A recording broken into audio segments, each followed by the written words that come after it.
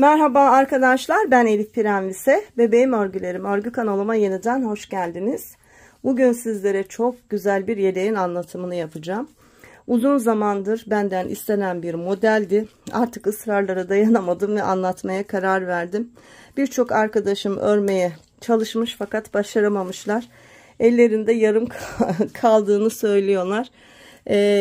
Bu kadar çok istenince ben de anlatmaya karar verdim.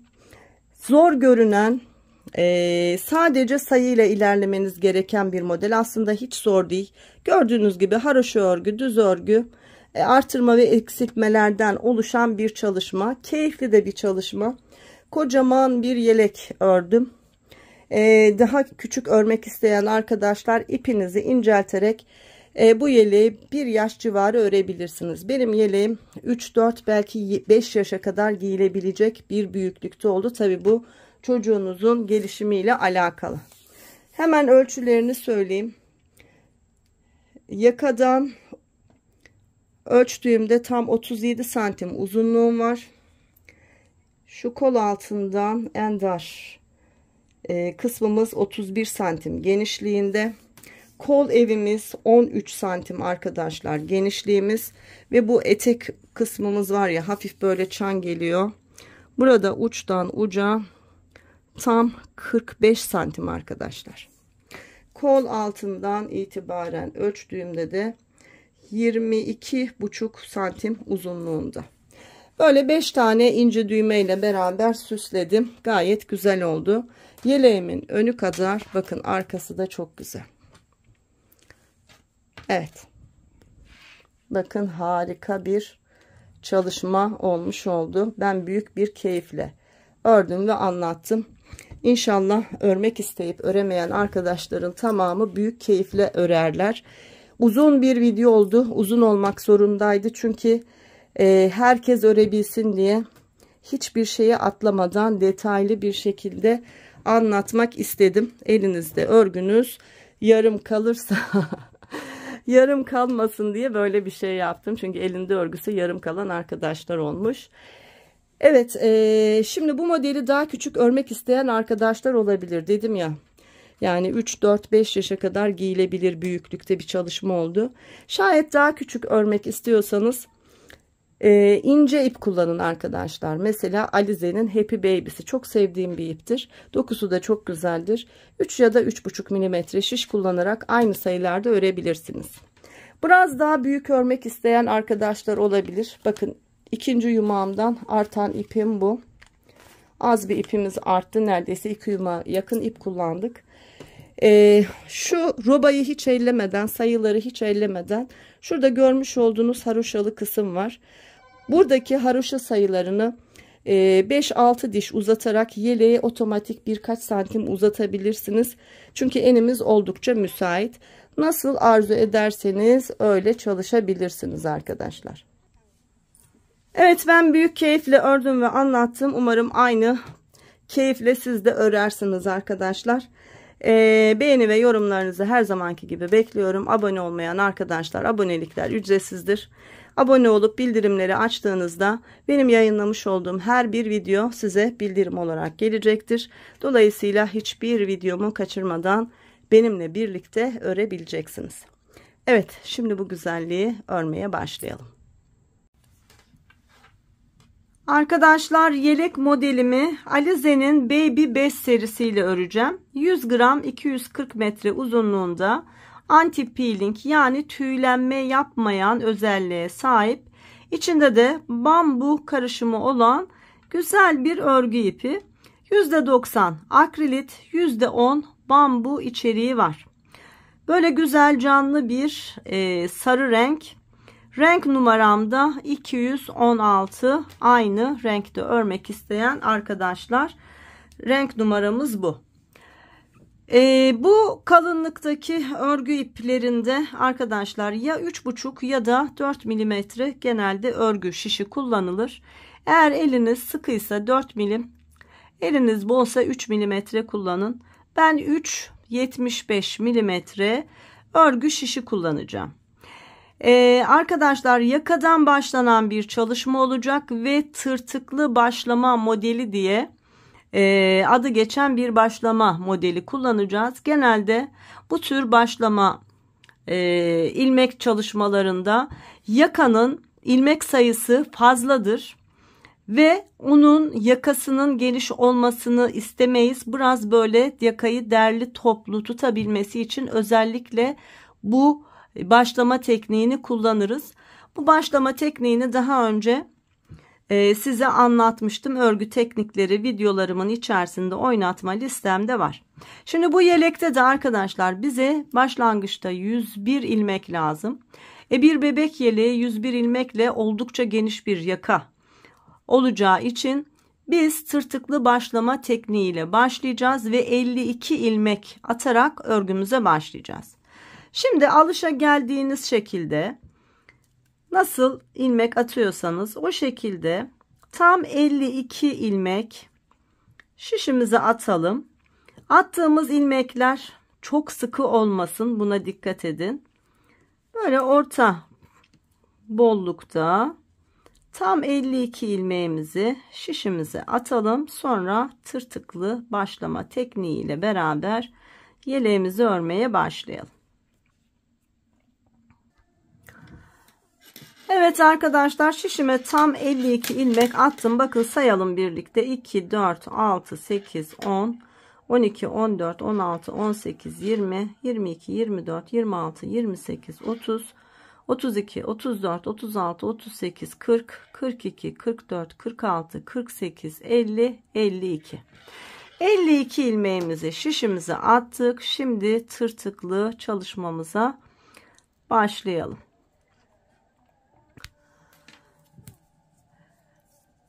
Evet. Şimdi arkadaşlar haroşa örgüyle beraber yaka kısmımızı öreceğiz. Hep haroşa örgü olarak devam edeceğiz. Şimdi ilk 2 ilmeğimi 1 2 haroşa örgü ördüm.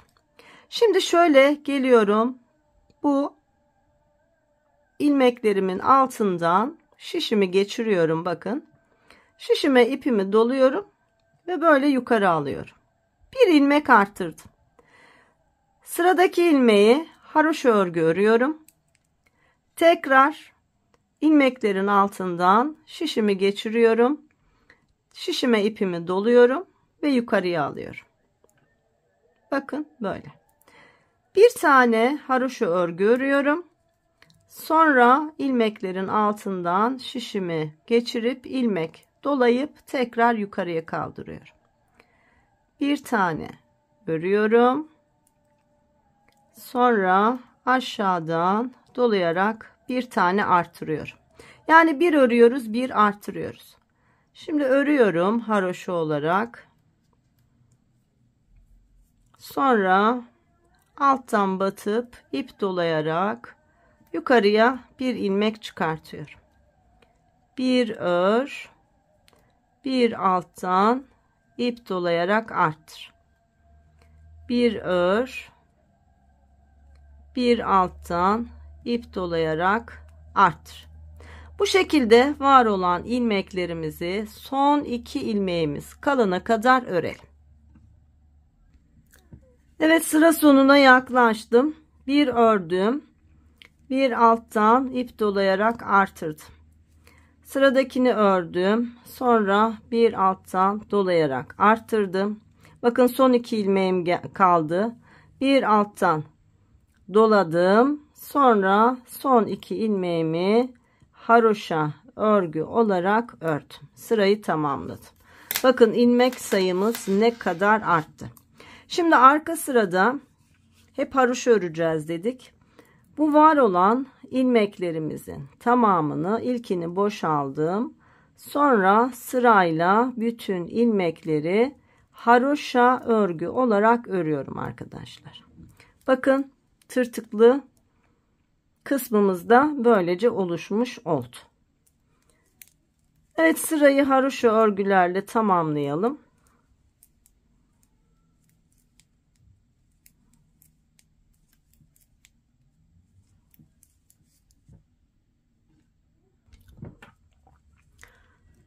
Evet, haroşa örgüyle sıramı tamamladım. Şimdi bir sayıp kontrol edelim. Bakalım 52 ilmek başladığımız ilmek sayımız kaç olmuş? 2, 4, 6, 8, 10, 12, 14, 16, 18, 20, 22, 24, 26, 28, 30, 32, 34, 36, 38, 40, 42, 44, 46, 48, 50, 52, 54, 56, 58, 60, 62, 64, 66, 68, 70, 72, 74, 76, 78, 80, 82, 84, 86, 88, 90, 92, 94, 96, 98, 100 ve 101 ilmek. Evet, 101 ilmek zaten bizim istediğimiz ilmek sayımızdı. Bakın arkadaşlar, yaka çok geniş olmadan biz 101 ilmeğe bu tekniği kullanarak ve böyle güzel bir görüntüyle ulaşmış olduk. Şimdi ne yapacağız? Yakamızı örmeye devam edeceğiz. Hep haroşa örgüyle yaka lastiğimizi öreceğiz. Bu şekilde haroşa örgüyle tam 3 diş haroşa örgümüz olana kadar 101 ilmeğimizi örelim ve ilk ilik çalışmamızla beraber ilk iliğimizi açalım. Sonra örnek kurulumu var. Çok kolay ve çok keyifli öreceksiniz yine benim anlatımımla. Evet, 3 diş haroşaya tamamlayalım arkadaşlar. Arkadaşlar tam 3 diş haroşa boyunca örgümü ördüm. Bakın 1 2 3 diş ön tarafta, 1 2 3 diş arka tarafta. Tırtıklı olan kısmımızda arkadaşlar bakın şu çok belirgin değil, ön taraftaki çok belirgin. Ön ve arkayı karıştırmamanız için de şöyle bakın, başlangıç ipim diğer uçta olacak şekilde şöyle baktığımızda burası bizim ön tarafımız. Şimdi arkadaşlar ilk ilik çalışmamızı yapacağız. Kız bebek için örüyorum. Kız bebeklerde ilik sağ tarafta olur.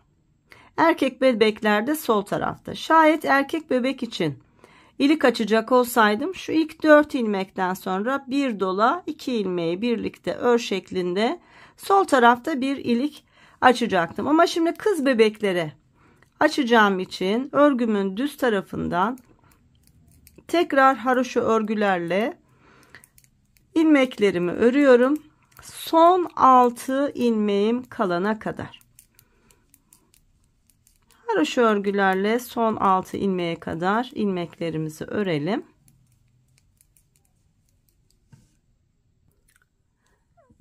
Evet, haroşa örgülerle son 6 ilmeğim kalana kadar geldim.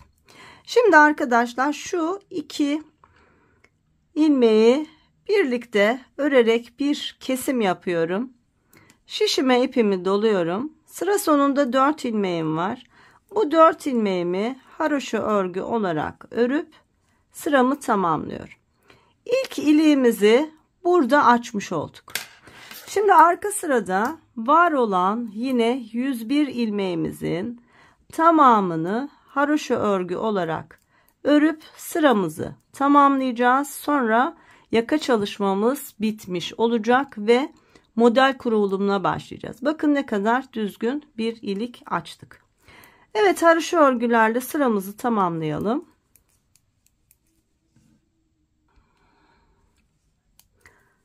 Evet, haroşa örgülerle sıramı tamamladım. Toplamda 4 diş haroşa boyunca bir örgü ördük. Bu bizim arkadaşlar yaka lastiğimiz oldu.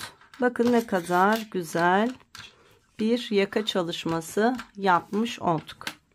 Şimdi örgümüzün örnek çalışmasına başlayacağız. Çok keyifli ve çok kolay bir çalışma. Bu yeleği daha önce görüp örmek isteyen birçok arkadaşım olmuştu. Fakat çok karışık bir örnek olduğunu düşündükleri için örememişlerdi. Şimdi benim anlatımımla o kadar rahat öreceksiniz ki arkadaşlar, bu kadar kolay olduğunu tahmin bile etmeyeceksiniz. Evet, başlıyoruz. Şimdi ilk 7 ilmeğim haroşa örgü.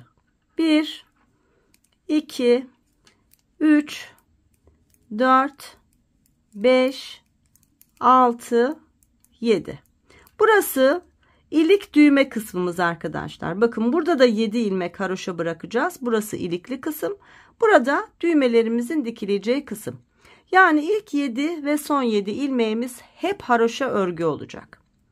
Şimdi 7 ilmeğimizi ördük ve model çalışmamıza başlıyoruz. Bakın bir ilmek ipi şişime doladım. Sonra düz örgülerle 1, 2, 3, 4, 5, 6, 7 ilmek ört. 7 haroşadan sonra bir doladım. 2, 4, 6, 7 ilmek düz ördüm. Burada kurulum sayımız 7 arkadaşlar. Şimdi 7 düzden sonra bir doladım. Bir ördüm. Bir doladım. Ve 7 ilmek düz örüyorum. Bakın. 1, 2, 3, 4, 5, 6, 7 ilmek düz. Sonra tekrar bir dola, bir ör, bir dola, 7 düz. Bütün kurulum böyle olacak. 2, 3, 4, 5, 6, 7 ilmek düzümü ördüm. Bir dola, bir ör, bir dola, 7 ör. 1, 2, 3, 4, 5, 6, 7 ördüm. Tekrar bir dola, bir ör, bir dola, 7 ör. 1, 2, 3, 4, 5, 6, 7. Tekrar bir dola, bir ör, bir dola, 7 ör. 1, 2, 3, 4, 5, 6, 7. Bir dola, bir ör, bir dola, 7 ör. 1, 2, 3, 4, 5, 6, 7. Tekrar bir dola, bir ör, bir dola, 1, 2, 3, 4, 5, 6, 7 düz ör. Tekrar bir dola, bir ör, bir dola, 1, 2, 3, 4, 5, 6, 7 düz ör. Tekrar bir dola, bir ör, bir dola, 1, 2, 3, 4, 5, 6, 7 ör. Tekrar bir dola, bir ör, bir dola, 1, 2, 3, 4, 5, 6, 7 ör. Bakın sıra sonunda 2, 4, 6, 7 ilmeğimiz kaldı. Burası ilik düğme kısmımızın kenar patı. Burada artık haroşa öreceğiz. Şimdi 7 düzü bitirdikten sonra bir kez doluyoruz. Ve bu 7 ilmeğimizi haroşa örgü olarak örüp sıramızı tamamlıyoruz. Kurulum bitti arkadaşlar. Bu kadar kolaydı. Şimdi örgümüzün arka tarafı da çok kolay. Ne dedik? İlk 7 ve son 7 ilmeğimiz hep haroşa örgü. 1, 2, 3, 4, 5, 6, 7 ilmeğimi haroşa ördüm. Şu dolama yapmış olduğumuz ilmeklerimiz de arkadaşlar haroşa örgü olacak. Bununla birlikte 8 ilmek haroşa örgüm oldu. Arada 7 ilmek düzlerimiz vardı. İpi kendime aldım. Bu 7 ilmeğimiz de ters örgü olarak örülüyor arkadaşlar. 1, 2, 3, 4, 5, 6, 7. 7 ilmeğimi ters ördüm. Bakın şimdi bir dola, bir ör, bir dola ilmeklerimiz var. Bu 3 ilmeğimiz dolama yaptığım ve aradaki ilmek ve tekrar dolama yapmış olduğum ilmek haroşa örgü olacak. 1, 2, 3. Ardından yine 7 ilmek düzüm var. Arkada ters oluyor. 1, 2, 3, 4, 5, 6, 7 ters. Bakın dolama yaptığım, aradaki ve dolama yaptığım. Bu 3 ilmek de haroşa. Yani 3 haroşa 7 düz, 7 ters. 3 haroşa 7 ters olarak sırayı tamamlayacağız. Şimdi önde düz ördüğüm 7 ilmeğim var. Arkada ters. 1, 2, 3, 4, 5, 6, 7. Bakın dolama yapmış olduğum ilmeğim, aradaki ilmeğim ve tekrar dolama yapmış olduğum ilmeğim. Bunlar da 3 haroşa. Eğer zaten haroşayı benim gibi düz örüyorsanız 7 ters 3 düz, 7 ters 3 düz olarak öreceksiniz. Şimdi 7 ilmek tersim var. 3, 4, 5, 6, 7 ilmek ters.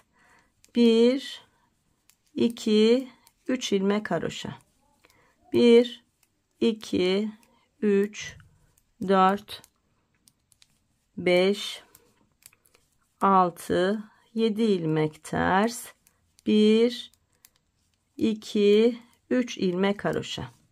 Bu şekilde şuradaki 7 ilmek haroşanın önündeki dolamanın olduğu yere kadar örelim.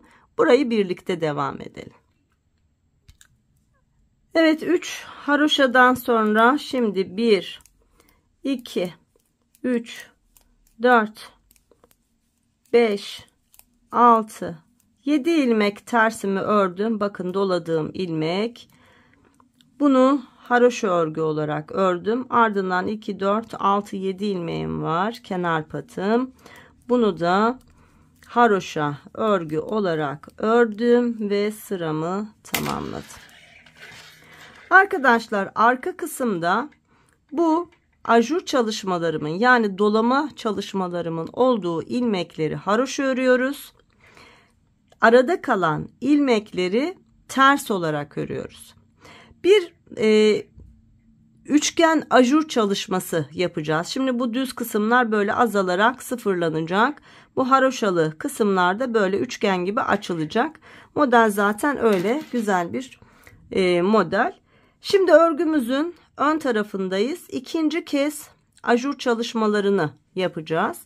Bakın yine ilk 7 ilmeğimiz ne dedik? Haroşa örgü. 2, 3, 4, 5, 6, 7.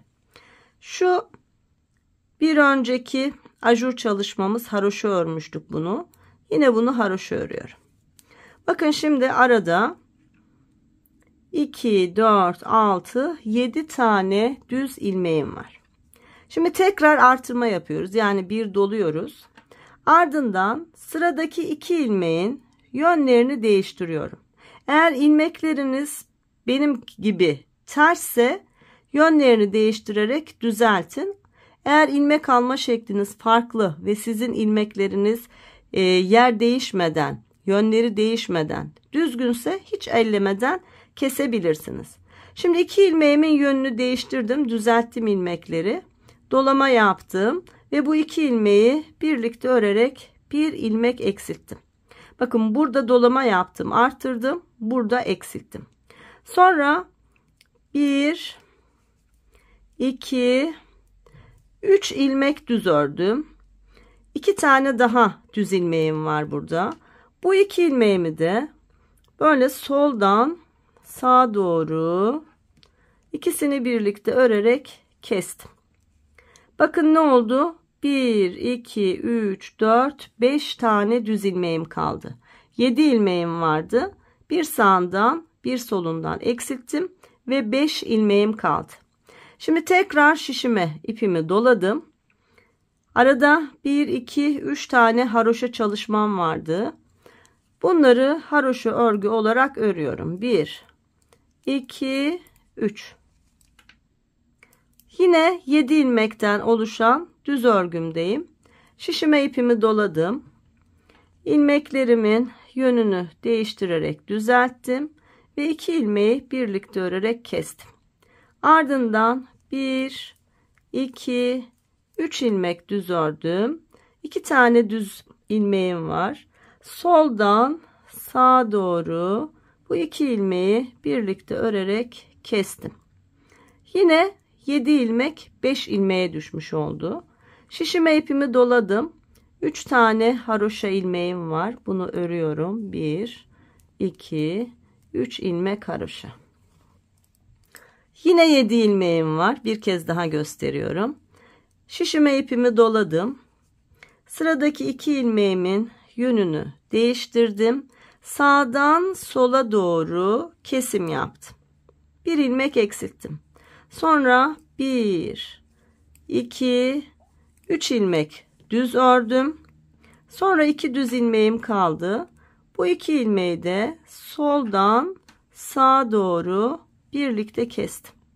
2, 4, 5 ilmeğim kaldı. Şişime ipimi doladım ve 1, 2, 3 ilmek haroşamı ördüm. Arkadaşlar bu şekilde şu sıra sonundaki yere kadar gelelim. Sırayı beraber tamamlayalım. Evet arkadaşlar, bakın dolama yaptım. 2 ilmeği birlikte örerek kestim. 1, 2, 3 ilmek ördüm. Ve yine 2 tane düz ilmeğim var. Soldan sağa doğru birlikte örerek kestim. Şişime ipimi doladım. 1 ilmek haroşamı ördüm. 2, 4, 6, 7 ilmeğim kaldı. Bunlar da kenar pat ilmeklerim. Bunları da haroşa örgü olarak ördüm ve sıramı tamamladım. İkinci kez ajur çalışmamızı yaptık. Şimdi örgümüzün arka tarafında arkadaşlar hep artırdığımız bu haroşa ilmeklerimiz haroşa olacak. Düz ördüğümüz ilmekler arkada ters olarak örülecek. Şimdi örelim. İlk 8 ilmeğim haroşa örgü. 2, 3, 4, 5, 6, 7, 8. Bakın dolama yapmıştım. Bu ilmeği de haroşa yapıyorum. Ve 9 ilmek haroşa sıra başında örmüş oldum. Ardından ön tarafta eksiltme yapmış olduğum düz ilmeklerim, bakın arkada 2, 4, 5 ilmek. Bunları ters olarak örüyorum. 1, 2, 3, 4, 5. Dolama yapmış olduğum ilmekten haroşaya başlıyorum. 1, daha önce örmüş olduğum 3 ilmeğim var. 2, 3, 4 ve dolama yapmış olduğum ilmekle 5 ilmek haroşa örüyorum. Yani bu sırada aslında ne yapıyoruz biliyor musunuz? 5 haroşa, 5 ters. 5 haroşa, 5 ters örüyoruz. Bakın şimdi 5 haroşayı ördüm. İpi kendime aldım. Önde düz olan kesmiş olduğum 5 ilmeğim var. Bu 5 ilmeğimi ters örüyorum. 1, 2, 3, 4, 5. Sonra dolama yapmış olduğum, bakın 2, 4, 5 ilmeklik çalışmam var. Bunu da haroşa örüyorum. 1, 2, 3, 4, 5 haroşa. Sonra 1, 2, 3, 4, 5 ilmek ters. Tekrar 1,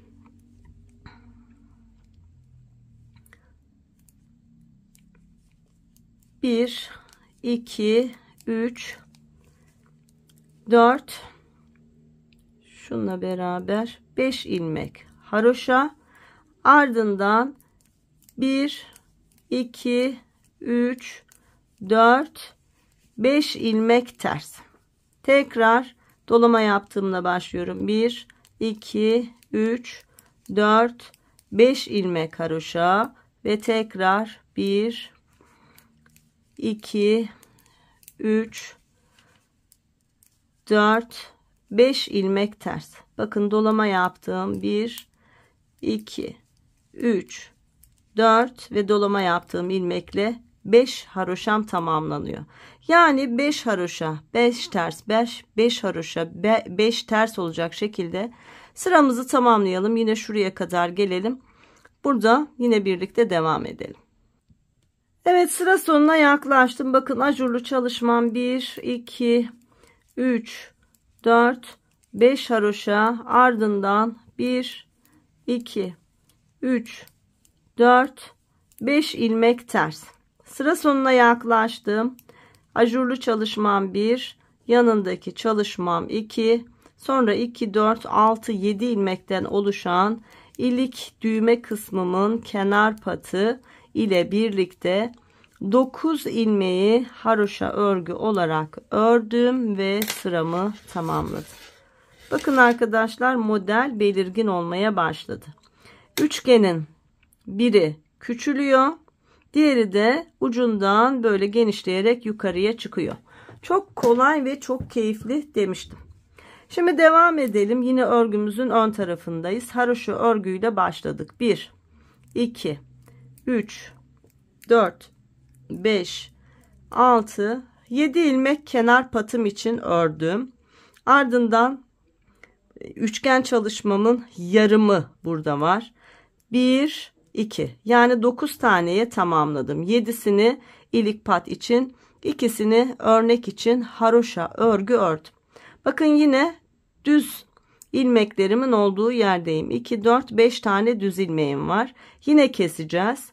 Şişime ipimi doladım. Önce ajur çalışmamı yaptım. Sonra ilk 2 ilmeğin yönünü değiştirdim. Sağdan sola doğru 2 ilmeği birlikte örerek kestim. Bir ilmek düz ördüm ve 2 tane düz ilmeğim kaldı. Bu 2 düz ilmeği de soldan sağa doğru birlikte örerek kestim. Bakın 3 ilmeğe düştü buradaki ilmeklerimiz.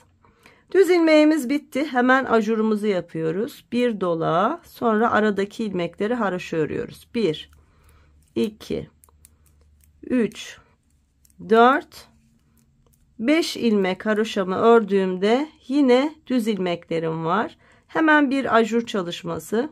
Şişime ipimi doladım. Yine ilk 2 ilmeğin yönünü değiştirdim. İkisini birlikte ördüm. Ardından bir düz ve sonra diğer 2 düzümü soldan sağa birlikte örerek kestim. Burada ne olmuş oldu? Düz ilmeklerim 3 ilmeğe düştü. Haroşa ilmeklerim de 2, 4, 6, 7 ilmeğe çıktı arkadaşlar. Düzler azaldı, haroşa ilmekleri çoğaldı. Bu sırayı hep böyle öreceğiz. Bir daha göstereyim. Şimdi 3 düzden sonra bir doladım. Haroşa örgülerle 1, 2, 3, 4, 5 ilmek ördüm. Tekrar şişime ipimi doladım ve yine ilk 2 düz ilmeğimi birlikte ördüm. Arada bir düz ördüm. Sonra 2 düz ilmeğimi soldan sağa doğru birlikte kestim. 3 ilmeği indirdim.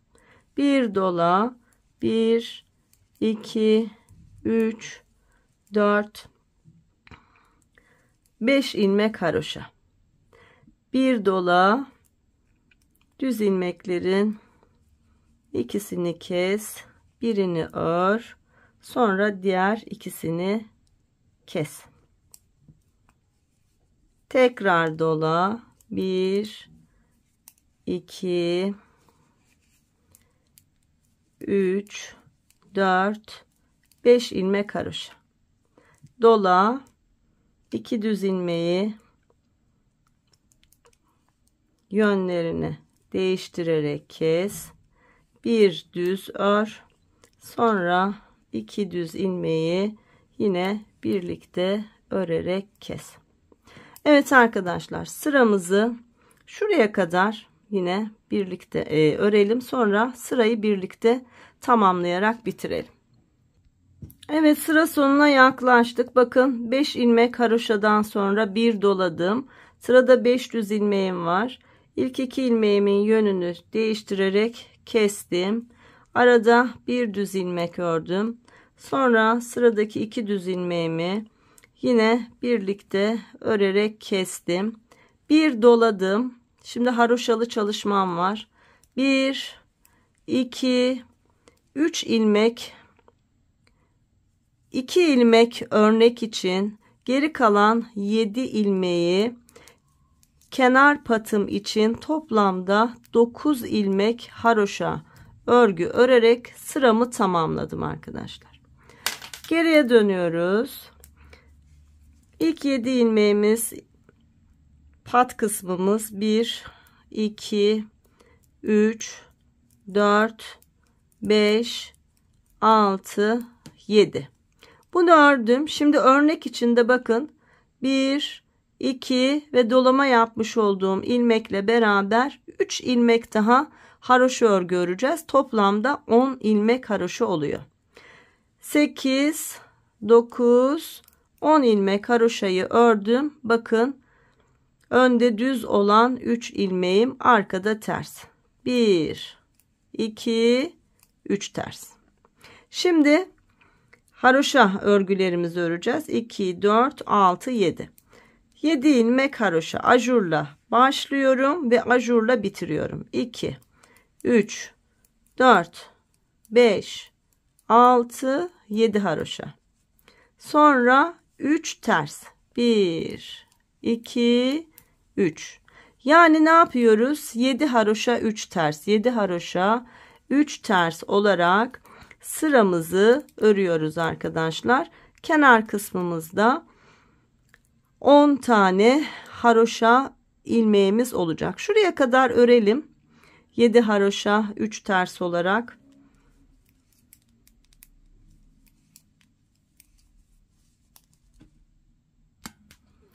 Evet, yine sıra sonuna yaklaştım. 7 haroşadan sonra 1, 2, 3 ilmek tersimi ördüm ve tekrar haroşalarıma başladım. 1, 2, 3, 4, 5, 6, 7, 8, 9, 10 ilmek haroşayla sıramı tamamladım. Bu 10 ilmeğin 7 ilmeği ilik düğme kısmımın, 3 ilmeği de arkadaşlar örnek modelimin ilmekleri olmuş oldu. Şimdi tekrar başlayacağız. Yine artıracağız ve şurada 3 düz ilmeğimizi artık tek bir ilmeğe düşüreceğiz ve ilk üçgen ajur çalışmamızı tamamlamış olacağız. Evet, başlayalım. İlk 10 ilmeğimiz haroşaydı. 1, 2, 3, 4, 5, 6, 7, 8, 9, 10 ilmek haroşamı ördüm. Bakın 3 ilmekten oluşan düz ilmeklerim var. Hemen bir artırma yapıyorum. Şişime ipimi doluyorum. Bu sıradaki 3 ilmeğin yönünü değiştiriyorum ve üçünü birlikte örerek bakın bir kesim yapıyorum. Bu ilmeğim düz ilmek oldu arkadaşlar. Bir tane düz ilmek oldu. Tekrar şişime ipimi doluyorum. 1, 2, 3, 4, 5, 6, 7 ilmek haroşa örgümü örüyorum. Şişime ipimi doluyorum. Yine 3 ilmekten oluşan düz ilmeklerim var. Yönlerini değiştirdim. Ve üçünü birlikte örerek tek bir ilmeğe düşürdüm. Bakın üçgenimiz tamamlanmış oldu. Şişime ipimi doluyorum. 7 ilmek haroşam var. 1, 2, 3, 4, 5, 6, 7. Şişime ipimi doluyorum. Ve 3 tane düz ilmeğimin yönünü değiştiriyorum. Sağdan sola doğru üçünü birlikte kesiyorum. Tekrar şişime ipimi doluyorum ve 7 ilmek haroşamı örüyorum. Yani bu sırada 7 ilmek haroşa, 1 dola, 3 ilmeği birlikte ör, 1 dola, 7 ilmek haroşa olarak sıramızı tamamlıyoruz arkadaşlar. Son kez göstereyim. 7 haroşadan sonra şişime ipimi doladım. Sırada 3 düz ilmeğim var. Yönlerini değiştirdim. Şayet sizin yönleriniz zaten düzgünse değiştirmenize gerek yok. Sağdan sola doğru bu 3 ilmeği birlikte örerek tek bir ilmeğe düşürdüm. Ardından bir dola 7 ilmek haroşa. Evet, bu şekilde sıramızı tamamlayalım.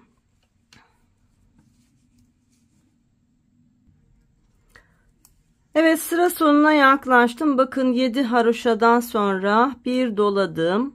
Sırada 3 düz ilmeğim var. Yönlerini değiştirdim ve sağdan sola doğru üçünü birlikte örerek kestim. Tekrar şişime ipimi doladım. 1 2 3 ilmek örnek için ördüm. 2 4 6 7 ilmekte kenar patım için haroşa örgü örerek sıramı tamamlıyorum. Toplamda 10 ilmek haroşa. Şimdi arkadaşlar ilk üçgenimizi bitirmiş olduk. Örgümüzün arka sırasında var olan ilmeklerin tamamını haroşa örgü olarak örüp sıramızı tamamlıyoruz. Ön kısımda 2 diş haroşa olana kadar bu şekilde öreceğiz. Şimdi şu düz kısmı ördükten sonra hemen çevireceğim. Bakın. Burada birinci diş haroşa örgüm oldu. Görüyor musunuz? Bunu 2 dişe tamamlayalım. Yani bu sırayı ördükten sonra ön sırada bir sıra haroşa, tekrar arka sırada bir sıra haroşa. Yani 3 sıra boyunca haroşa örgü ördüğümüzde şurada 2 diş haroşa elde etmiş olacağız. 2 dişe tamamladıktan sonra ikinci üçgen kurulumuna başlayacağız. Evet arkadaşlar, toplamda 3 sıra haroşa örgü ördüm. Bunun 2 sırasını örgümün ters tarafında, bir sırasını düz tarafında ördüğümde bakın bu üçgen çalışmamın üzerinde 1-2 diş haroşa örgü oluşmuş oldu. Arkadaşlar, örgümüze ilk kuruluma 101 ilmekle başlamıştık. Şu anda şişimizde tam 123 ilmeğimiz var. Bir taraftan kestik, bir taraftan artırdık. Nasıl 22 ilmeğimiz arttı diye merak eden arkadaşlar varsa. Bakın, ilk kurulumu yaparken şu bir dola, burada bir dola, bir ör, bir dola. Bu sırayı ilk kurarken hiç eksiltme yapmadık. Arka sırayı ördük. Tekrar ön sıraya döndüğümüzde artırıp kesmelere başladık. Şimdi sayalım. Bakın. 1, 2, 3, 4, 5, 6, 7, 8, 9, 10, 11, 12, 13, 14, 15, 16, 17, 18, 19, 20, 21 ve buradaki artışla beraber tam 22 kez aslında örnek kurulumunda 22 ilmek örgümüzü arttırdık. Robamız böylece genişlemiş oldu. Şimdi ikinci kez kurulumu yapacağız. İlk kurulumda ne yapmıştık? 7 haroşa, 7 düz, 7 haroşa, 7 düz diye ilerlemiştik ya. Şimdi 9 haroşa, 9 ilmek düz, sonra haroşa, 9 düz haroşa, o şekilde ilerleyeceğiz arkadaşlar. Başlayalım hemen. Şimdi ilk 7 ilmeğimizi haroşa örgü örelim. 1, 2, kenar patlarımız hep 7 ilmekti. 3, 4, 5, 6, 7 ilmek haroşamı ördüm. 2, 4, 6, 7. Ardından şimdi hemen bir dola, sonra 1, 2, 3, 4, 5, 6, 7, 8, 9 ilmek düz. 9 düzüm ördüm. Bakın arkadaşlar, şu ilk başlangıç yerimdeki aynı ilmeğin hizasına geldim. 9 düzden sonra yine kurulum nasıldı? Bir dola, bir ör, bir dola ve düz ilmek 7 örüyorduk burada. Şimdi burada yeni kurulumda 9 örüyoruz. Doladım. 1, 2, 3, 4, 5, 6, 7, 8, 9 düz ilmek ördüğümde bakın yine ilk kurulumdaki ilmeğimin olduğu yere geldim. Bir dola, bir düz ör, bir dola, 9 düz ör. 1, 2, 3, 4, 5, 6, 7, 8, 9 ilmek düzümü ördüm. Bakın yine aynı ilmeğin hizasındayım. Bir dola, bir düz, bir dola, bir düz. Sonra 1, 2, 3, 4, 5, 6, 7, 8, 9 ilmek düz. Yine aynı şeylerin tekrarı. Hep birbirinin tekrarı olarak sıramızı tamamlayalım arkadaşlar. Evet, sıra sonuna yaklaştım. Sırayı beraber tamamlayalım. 9 tane düzden sonra bakın bir doladım. Yine alttaki ilk çalışmanın ilmeğinin hizasındayım.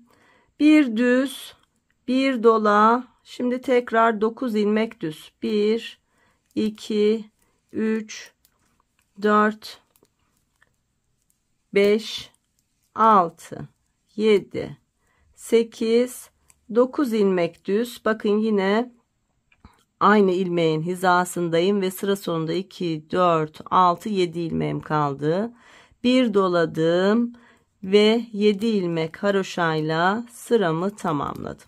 İkinci kurulumu yapmış olduk arkadaşlar. Sadece ne değişti? 7 ilmek yerine 9 ilmek olarak aradaki düzleri ördük. Geri kalan her şey aynı. Bu da niye böyle? Şimdi bir sonraki şu çalışmamızda bu üçgen biraz daha büyüyecek. Toplamda 3 tane böyle üçgen yapacağız robada ve büyüyerek devam edecek. O yüzden 7'den sonra 9 ilmek düzle beraber kurulumu yaptık. Hemen örgümüzün arka tarafında şimdi başlayalım. 1, 2, 3, 4, 5, 6, 7 ilmek haroşamı ördüm. Ne demiştik? Dolama yaptığımız ilmekler haroşa olacak. Bu dolama yapmış olduğum ilmeği de haroşa ördüm. Toplamda 8 ilmek haroşam oldu. İpi kendime aldım. Önde düz ördüğüm 9 ilmeğim var. Arkada ters örgü. 1, 2, 3, 4, 5, 6, 7, 8, 9 ilmeğimi ters ördüğümde zaten bakın dolama yaptığım ilmeklerim. 1, aradaki ilmek 2, dolama yaptığım ilmeğim 3. Bunları haroşa örüyorum. 1, 2, 3 ilmek haroşa. Tekrar önde 9 ilmek olan düz ilmeğim, arkada ters ilmek. Bunları da ters örüyorum. 1, 2, 3, 4, 5, 6, 7, 8, 9 ilmek ters. Bakın yine ajurlarım başladı. 1, 2, 3 ilmek haroşa. Yani ne yapıyoruz? 9 ters 3 haroşa. 9 ters 3 haroşa olacak şekilde sıramızı örüyoruz. Sıra sonuna yaklaşana kadar böyle örelim arkadaşlar. Sonra sırayı birlikte tamamlayalım. Evet, sıra sonuna yaklaştım. En son 9 ilmeğimi ters ördüm. Bakın bir dolama yapmış olduğum ilmeğim var. Bunu haroşa ördüm. Sonra 2, 4, 6, 7 ilmekten oluşan kenar pat ilmeklerim var. Bunları da haroşa örgü olarak ördüm ve sıramı tamamladım. Bakın ikinci kurulumu da tamamlamış olduk. Çok belirgin oldu. Şimdi arkadaşlar bu ikinci üçgenimizin içerisine bir küçük üçgen çalışması daha yapacağız. O da çok kolay ve çok keyifli. Hemen başlayalım. İlk 7 ilmeğimiz kenar patımız için haroşa örgü. 1, 2, 3, 4, 5, 6, 7 ilmeğimi kenar patım için ördüm. Burası ajur çalışması yapmış olduğum örneğimin ilmeği. Bunu da haroşa örgü olarak ördüm. Toplamda 2, 4, 6, 8 ilmek haroşa ördüm. Şimdi burada 9 ilmek düzüm var. Bakın 1, 2, 4, 6, 8, 9. Şişime ipimi doladım. İlk 2 düz ilmeğimin yönünü değiştim. İkisini birlikte sağdan sola doğru örerek kestim. Ardından bir ilmek düz ördüm. Şimdi üçgenin içerisinde üçgen yapacağız. Yine ajurlu bir çalışma. Şişime ipimi doladım. 1, 2, 3 ilmek ördüm. Şişime ipimi doladım. Bir ilmek düz ördüm ve sıra sonunda 2 tane düz ilmeğim kaldı. Bu 2 düz ilmeği de soldan sağa doğru birlikte örerek kestim. Bakın arkadaşlar, şu yeni yapmış olduğumuz bir dola, 3 düz, bir dola çalışması bizim ikinci üçgen çalışmamız oluyor. Bitti. Şimdi bir dolama yapıyorum. 3 ilmek haroşam var. Şu çalışmanın aynısını yapıyorum. 1, 2, 3 ilmek haroşamı ördüm. Şişime ipimi doladım. Bakın şu çalışma düz ilmeklerim var burada. 9 ilmek. Hem kesme yapacağız hem içerisinde bir üçgen çalışması daha yapacağız. Hemen başlayalım. Aynı şeyi yapacağız. 3 haroşadan sonra şişime ipimi doladım. Sıradaki 2 ilmeği birlikte örerek kestim. Ardından bir ilmek düz ördüm. Bir doladım. 1, 2, 3 ilmek düz ördüm. Tekrar şişime ipimi doladım. Bir ilmek düz ördüm. 2 tane ilmeğim kaldı. 9 düzümden. Son 2 düz ilmeğim. Bu ikisini de soldan sağa doğru birlikte örerek kestim. Bu kadar basit. Şişime ipimi doladım. 3 ilmek haroşam var. 1, 2, 3 ilmek haroşamı ördüm. Tekrar şişime ipimi doladım. 9 düz ilmekten oluşan örgüm. İlk 2 ilmeğimin yönünü değiştim. Sağdan sola doğru birlikte örerek kestim. Bir düz ördüm, bir doladım, 1, 2, 3 ilmek düz ördüm, bir doladım, bir düz ördüm ve sıra sonunda 2 düz ilmeğim kaldı. Soldan sağa doğru bu 2 ilmeği birlikte örerek kestim. Tekrar bir dola, 1, 2, 3 ilmek haroşa. Bir dola, 9 ilmeğim. İlk ikisini sağdan sola doğru kestim. Sonra bir düz ilmek ördüm. Şişime ipimi doladım. 1, 2, 3 ilmek düz ördüm. Şişime ipimi doladım. Bir ilmek düz ördüm ve 2 tane düz ilmeğim kaldı. Bu 2 düz ilmeğimi de soldan sağa doğru birlikte örerek kestim. Tekrar bir dola, 1, 2, 3 ilmek haroşa. Bir dola, son kez göstereyim. 9 düz ilmeğim var. İlk 2 ilmeğimin yönünü değiştirerek sağdan sola doğru kestim. Bir düz, bir dola, 1, 2, 3 ilmek düz, bir dola, bir düz ve 2 ilmeği soldan sağa doğru birlikte kestim. Bir dola, 3 ilmek haroşa. Evet, bu şekilde sıra sonuna yaklaşana kadar örelim. Sonra sırayı yine birlikte tamamlayalım. Evet, sıra sonuna yaklaştım. Bakın 3 haroşadan sonra bir doladım. 9 düz ilmeğim var. İlk ikisinin yönünü değiştirdim ve sağdan sola doğru birlikte örerek kestim. Ardından bir düz ilmek ördüm. Bir doladım. 1 2 3 ilmeğimi düz ördüm. Bir doladım. Bir düz ördüm. 2 tane düz ilmeğim kaldı.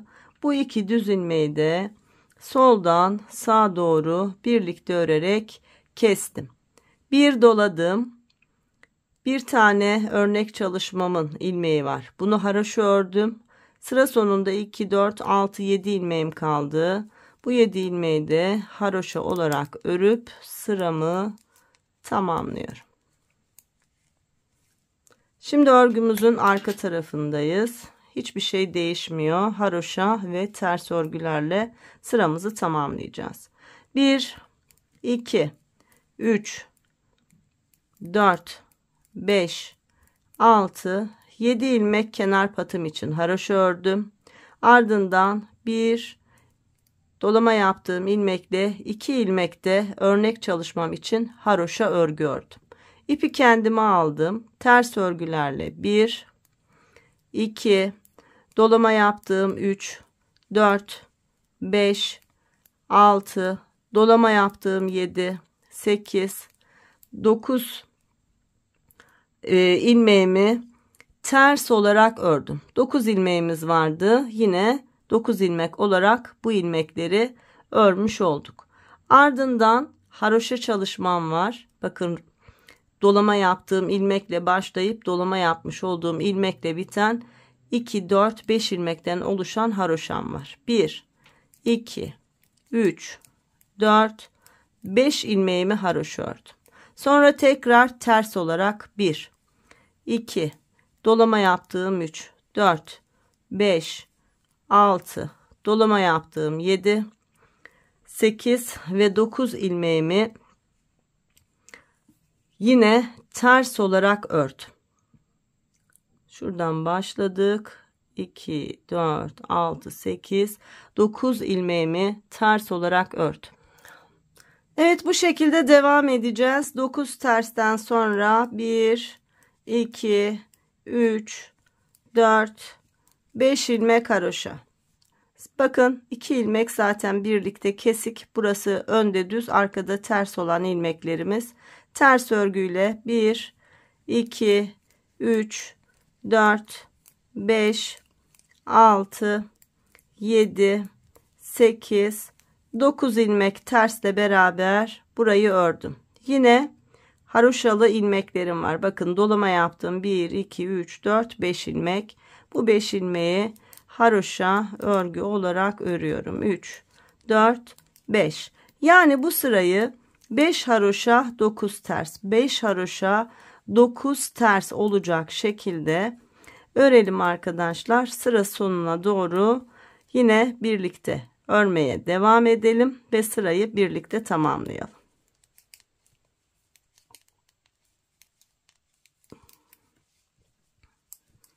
Bakın, ön kısmımızda böyle. Evet, sıra sonuna yaklaştım. 9 tersten sonra 5 haroşam var.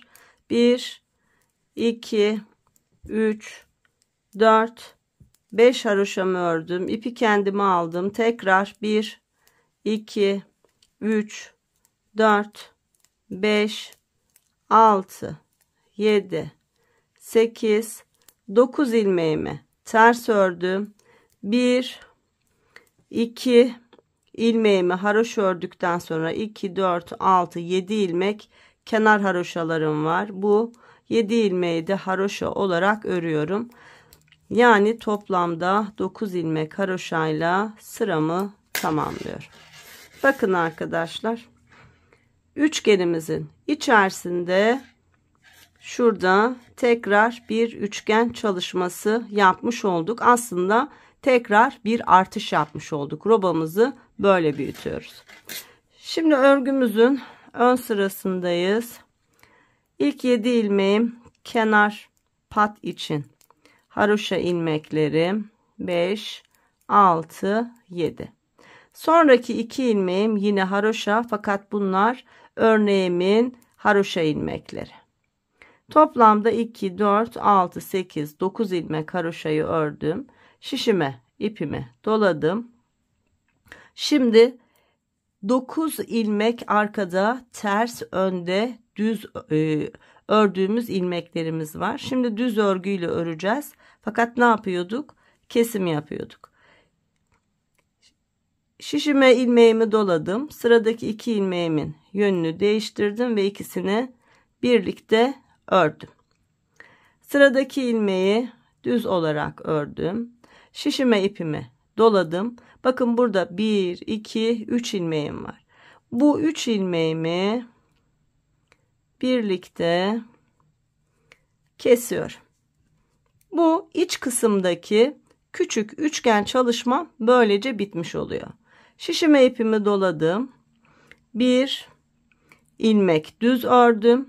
Ardından 2 tane düz ilmeğim kaldı. Bu 2 düz ilmeği de soldan sağa doğru birlikte örerek kestim. Bakın burada 1, 2, 3, 4, 5, 6, 7 tane düz ilmeğim kalmış oldu. Şimdi haroşalı çalışmamın olduğu yerdeyim. Şişime ipimi doladım. 1, 2, 3, 4, 5 ilmek haroşa örgümü ördüm. Tekrar düz ilmeklerimin olduğu yerdeyim. Şişime ipimi doladım. İlk 2 düz ilmeğimin yönünü değiştirdim ve ikisini birlikte ördüm. Bir ilmek düz ördüm. Sonra bir doladım. 3 tane düz ilmeğim var. 1, 2, 3.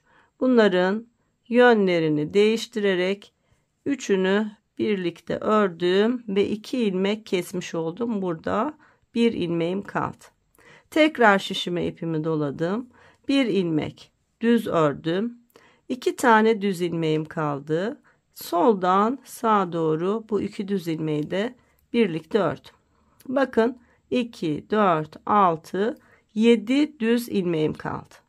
Şişime ipimi doladım. Haroşa ilmeklerim var. 1, 2, 3, 4, 5 ilmek haroşamı ördüm. Yine 9 ilmekten oluşan düz ilmeklerimdeyim. Son kez gösteriyorum. İlk 2 ilmeğimin yönünü değiştirdim. Birlikte örerek kestim.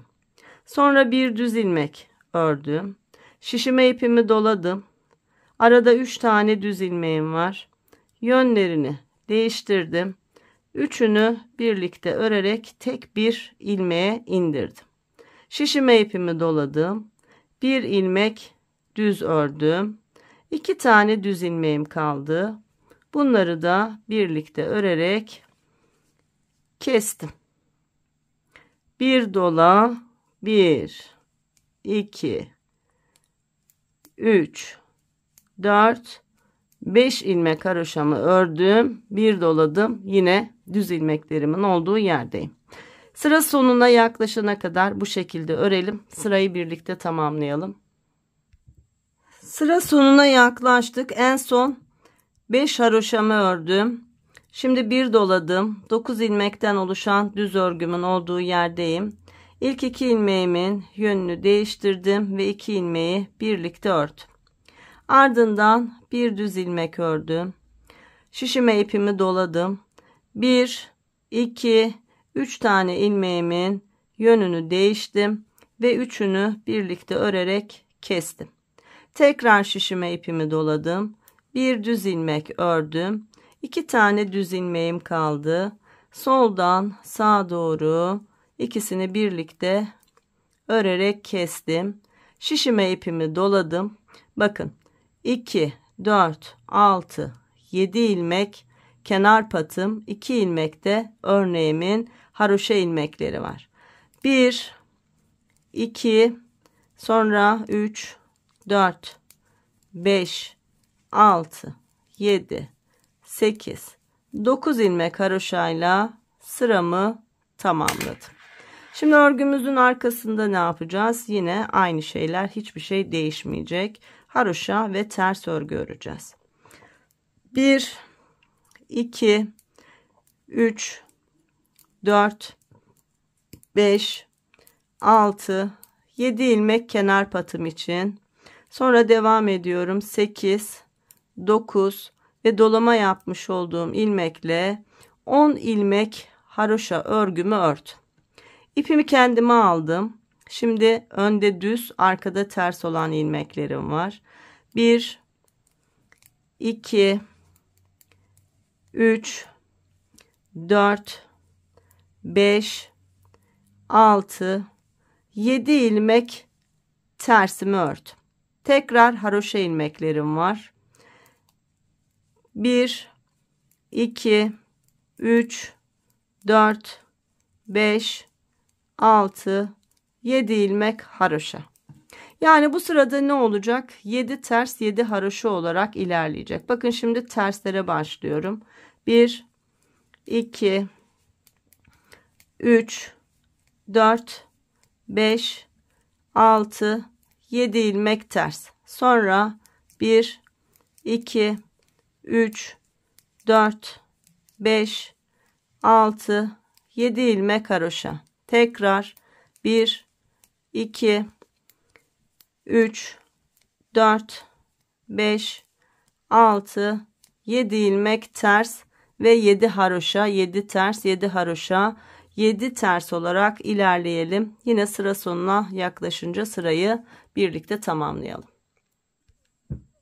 Evet, sıra sonuna yanaştım. 7 tersten sonra şimdi 7 ilmek haroşamı örüyorum. 1 2 3 4 5 6 7. İpi kendime aldım. 1 2 3 4 5 6 7 ilmek tersimi ördüm ve şimdi arkadaşlar bakın 1 2 3 4 5 6 7 8 9 10 ilmekle beraber haroşamı bitirdim. 7 ilmeğim ilik pat için, 3 ilmeğim de örneğim için olan haroşa ilmeklerimdi. Bakın bu şekilde oldukça belirgin hale geldi örgümüz. Şimdi bir üst sırada artık küçük üçgen çalışmamız bitti. Tıpkı alttaki gibi devam edeceğiz. 1 2 3 4 5 6 7 ilmek kenar patım için haroşa ördüm. 1 2 3 ilmekte örneğim için haroşa ördüm. Ardından şişime ipimi doladım. Sırada düz ilmeklerim var. 2 ilmeğin yönünü değiştim. Birlikte kestim. Sonra 1 2 3 ilmek düz ördüm. 2 ilmek düz ilmeğim kaldı. Bu 2 ilmeği de soldan sağa doğru birlikte örerek kestim. Şişime ipimi doladım. Haroşalarıma başlıyorum. 1 2 3 4 5 6 7 ilmek haroşamı ördüm. Şişime ipimi doladım. Yine düz ilmeklerimin olduğu yerdeyim. İlk 2 ilmeğimin yönünü değiştim. Birlikte örerek kestim. Sonra 1 2 3 ilmek düz ördüm. Ardından 2 ilmek düzüm var. 2 ilmeği birlikte örerek yine kesmiş oldum. Bakın düz ilmeklerim 1 2 3 4 5 ilmeğe düştü. Tekrar şişime ipimi doladım.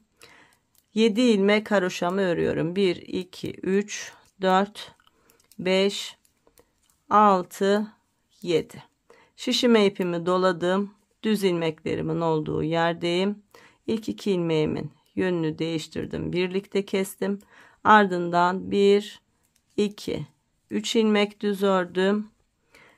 Kenarda 2 düz ilmeğim kaldı. Bunu da soldan sağa doğru örerek kestim.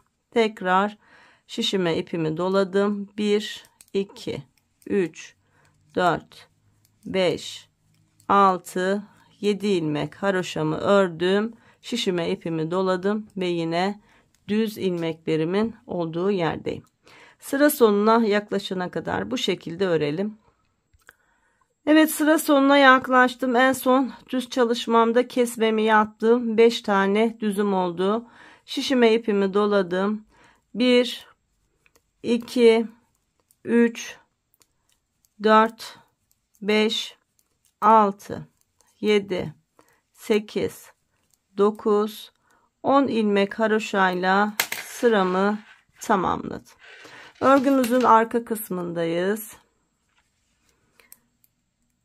1 2 3 4 5 6 7 8 9 10 ve dolama yaptığım ilmekle 11 ilmeğimi haroşa örüyorum. İpi kendime aldım. 1 2 3 4 5 ilmek ters ördüm. İpi arkaya attım. Haroşa ilmeklerim başlıyor. 1 2 3 4 5 6 7 8 9 ilmek haroşamı ördüm. Arkadaşlar bu sırada da 9 ilmek haroşa, 5 ilmek ters olarak olacak şekilde sırayı tamamlayacağız. Bakın 9 ilmek haroşamı ördüm. Ardından 1 2 3 4 5 ilmek tersimi ördüm. Tekrar 9 ilmek haroşa örüyorum. 1 2 3 4 5 6 7 8 9 9 haroşam bitti. Yine 5 ters. 1 2 3 4 5. Bakın dolamayı yaptığım ilmekle haroşa örgüm başlıyor. 1 2 3 4 5 6 7 8 ve yine dolama yaptığım ilmekle haroşam bitiyor. 9 9 haroşa, 5 ilmek ters olacak şekilde sıra sonuna yaklaşana kadar yine örgümüzü örelim. Sıra sonunu birlikte tamamlayalım. Evet, sıra sonuna yaklaştım. 9 ilmek haroşadan sonra şimdi 1 2 3 4 5 ilmek tersimi ördüm ve tekrar haroşa örgüye başladım. 1 2 3 4 5 6 7 8 9 10 11 ilmek haroşa ile birlikte sıramı tamamladım. Bakın arkadaşlar, burada 5 ilmek düzümüz kaldı. Haroşalarımız artarak devam ediyor. Tıpkı bu çalışmanın aynısını yaptık fakat 9'lu olarak yaptık. Burada 7'liydi. Şimdi bir kez daha göstereyim. Sonra alt sıradaki gibi devam edeceğiz. 2 3 4 5 6 7 8 9 10 11 ilmek haroşamı ördüm. Şişime ipimi doladım. Düz ilmeklerim var. İlk 2 ilmeğimin yönünü değiştim. Birlikte örerek kestim. Bir düz ördüm. Sonra 2 ilmeğim kaldı. Bu 2 ilmeğimi de soldan sağa doğru birlikte örerek kestim. Bakın 1 2 3 ilmeğim kaldı. Şişime ipimi doladım. Haroşa örgülerim var. 1 2 3 4 5 6 7 8 9 ilmek haroşamı ördüm. Tekrar şişime ipimi doladım. 5 ilmekten oluşan düz örgümün olduğu yerdeyim. İlk 2 ilmeğimin yönünü değiştim. Birlikte örerek kestim. Sonra bir düz ilmek ördüm.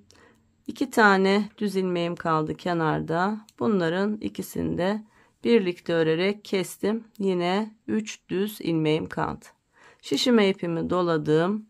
Haroşa örgümü örüyorum. 1 2 3 4 5 6 7 8 9 ilmek haroşamı ördüm. Şişime ipimi doladım. 5 ilmekten oluşan düz örgümün olduğu yerdeyim. İlk 2 ilmeğimin yönünü değiştim. Birlikte ördüm. Sonra 1 ilmek düz ördüm. 2 düz ilmeğim kaldı. Bunları da birlikte örerek kestim. Şurada yaptığımız çalışmanın aynısı arkadaşlar. Arka sırada 3 ilmek ters öreceğiz. 2, 4, 6, 8, 10, 11 ilmek haroşa öreceğiz. Sonra ön sırada 2, 4, 6, 8, 10, 11, 12 ilmek haroşa öreceğiz. Bir dolayacağız. Bu kez 3 ilmeği birlikte öreceğiz. Tekrar bir dolayacağız. 2, 4, 6, 8, 10, 11 ilmek haroşa örgümüzü öreceğiz. Arka sırada da artık şu 2 diş haroşa örgümüz vardı ya, onu örmeye başlayacağız. 1-2 diş haroşayı ördükten sonra 3. kez model çalışmasına başlayacağız arkadaşlar. Şimdi bunu bitirelim. Tıpkı şuradakinin aynısı olduğu için söylemiyorum. Sadece haroşa ilmeklerimizin sırası fazla. Değişen hiçbir şey yok. Tek ilmeği düşürelim. Sonra 3 sıra haroşamızı örelim. 2 diş olacak yine. Şöyle saydığımızda üçgenimiz bittikten sonra 2 diş haroşa olacak. Sonra 3. kurulumla devam edelim. Arkadaşlar, ikinci dilimimi de tamamladım. Bakın, alttakinin bir büyüğü olacak şekilde ikinci dilimi ördük ve bu ikinci dilimin içerisinde böyle küçücük bir dilim çalışması daha yapmış olduk. Dilimim bitti. Yine 2 diş haroşa boyunca örgümü ördüm. Şimdi 3. bir dilim yapacağız. O da bundan biraz daha büyük olacak arkadaşlar. 7 ilmekle ilk dilimi yapmıştık. 9 ilmekle ikinci dilimi yaptık. Şimdi 13 ilmekle 3. dilimimizi çalışacağız. Ve bu sırada ikinci iliğimizi açacağız. İlk iliğimizi 3 diş haroşadan sonra açmıştık. Bakın, ondan sonra 2, 4, 6, 8, 10, 12, 13 diş haroşa örgü ördük. İliklerimizi 13 diş haroşa arayla açacağız. Yine kız bebek için ördüğüm için sağ tarafta, yani sıra sonunda açacağım. Şimdi 3. dilimin kurulumuna başlıyoruz. İlk 7 ilmeğimiz ilik düğme patımızın ilmekleri. Önce bunları 7 ilmek haroşa olarak örelim. 1, 2, 3, 4, 5, 6, 7 ilmek haroşa örgümü ördüm. Şişime ipimi doladım. Şimdi düz örgü örüyorum. 1, 2, 3, 4, 5, 6, 7, 8, 9, 10, 11, 12, 13 ilmek düz ördüğümde bakın arkadaşlar, yine aynı ilmek hizama gelmiş oldum. İlmek sayımız burada hem şu alt sıradaki kurulumda artmış oldu. Birinci kurulumda artmış oldu. Hem de şu üstteki küçük olan dilimlerin kenarındaki ilmeklerle dolayarak artırmış olduğumuz ilmeklerle artmış oldu.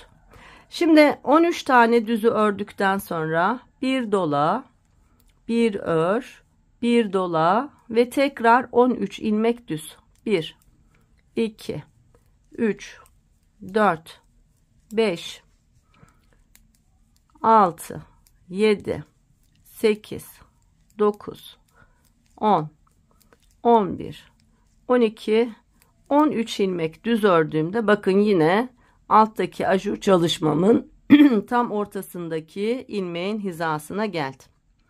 Tekrar bir dola, bir ör, bir dola ve 13 ilmek düz.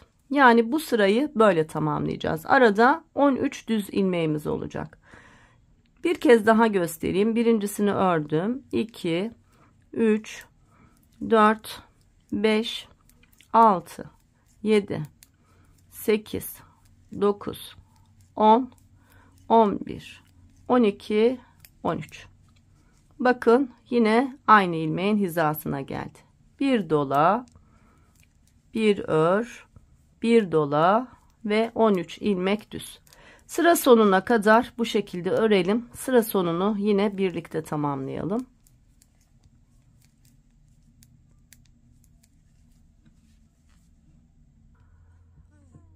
Evet, 13 düz, bir dola, bir ör, bir dola, 13 düz olacak şekilde ördüm. En son 13 düzümü ördüğümde bakın 2, 4, 6, 7 ilmeğim kaldı.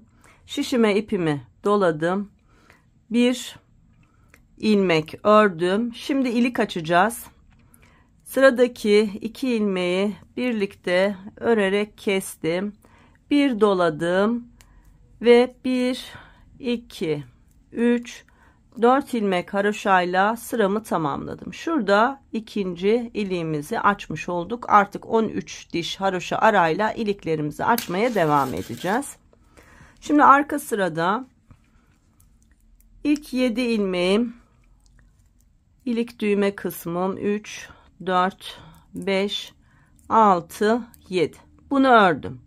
Dolama yapmış olduğum ilmeğim haroşa örülüyordu. Onu da haroşa ördüm. Toplamda başlangıçta 8 ilmek haroşa örmüş olduk. Ardından ipi kendime aldım. 13 ilmek ters örüyorum. 1, 2, 3, 4, 5, 6, 7, 8, 9, 10, 11, 12, 13 ilmek ters ördüğümde bakın bir dola, bir ör, bir dolalı kısma geldim. Bunlar haroşa örgüydü. İpi arkaya aldım. 1, 2, 3 ilmeğimi haroşa örgü ördüm. Bundan sonra 13 ilmek ters, 3 ilmek haroşa, 13 ters, 3 haroşa olacak şekilde sıra sonunda ilik düğme kısmımızın olduğu yere kadar aynı şekilde örelim. Sonra sırayı yine birlikte tamamlayalım. Şimdi 13 ilmek ters, 3 ilmek haroşa olacak şekilde ben sıramı örüyorum.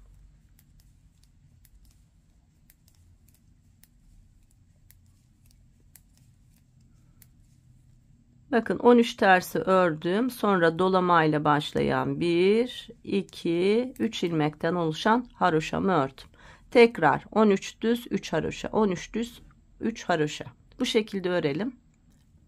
13 ters 3 haroşa. Düz tarafta düz, arka tarafta bu 13 ilmeği ters örüyoruz. Yanlış söyledim arkadaşlar, aklınız karışmasın. 13 ilmek ters, 3 ilmek haroşa olacak şekilde örelim.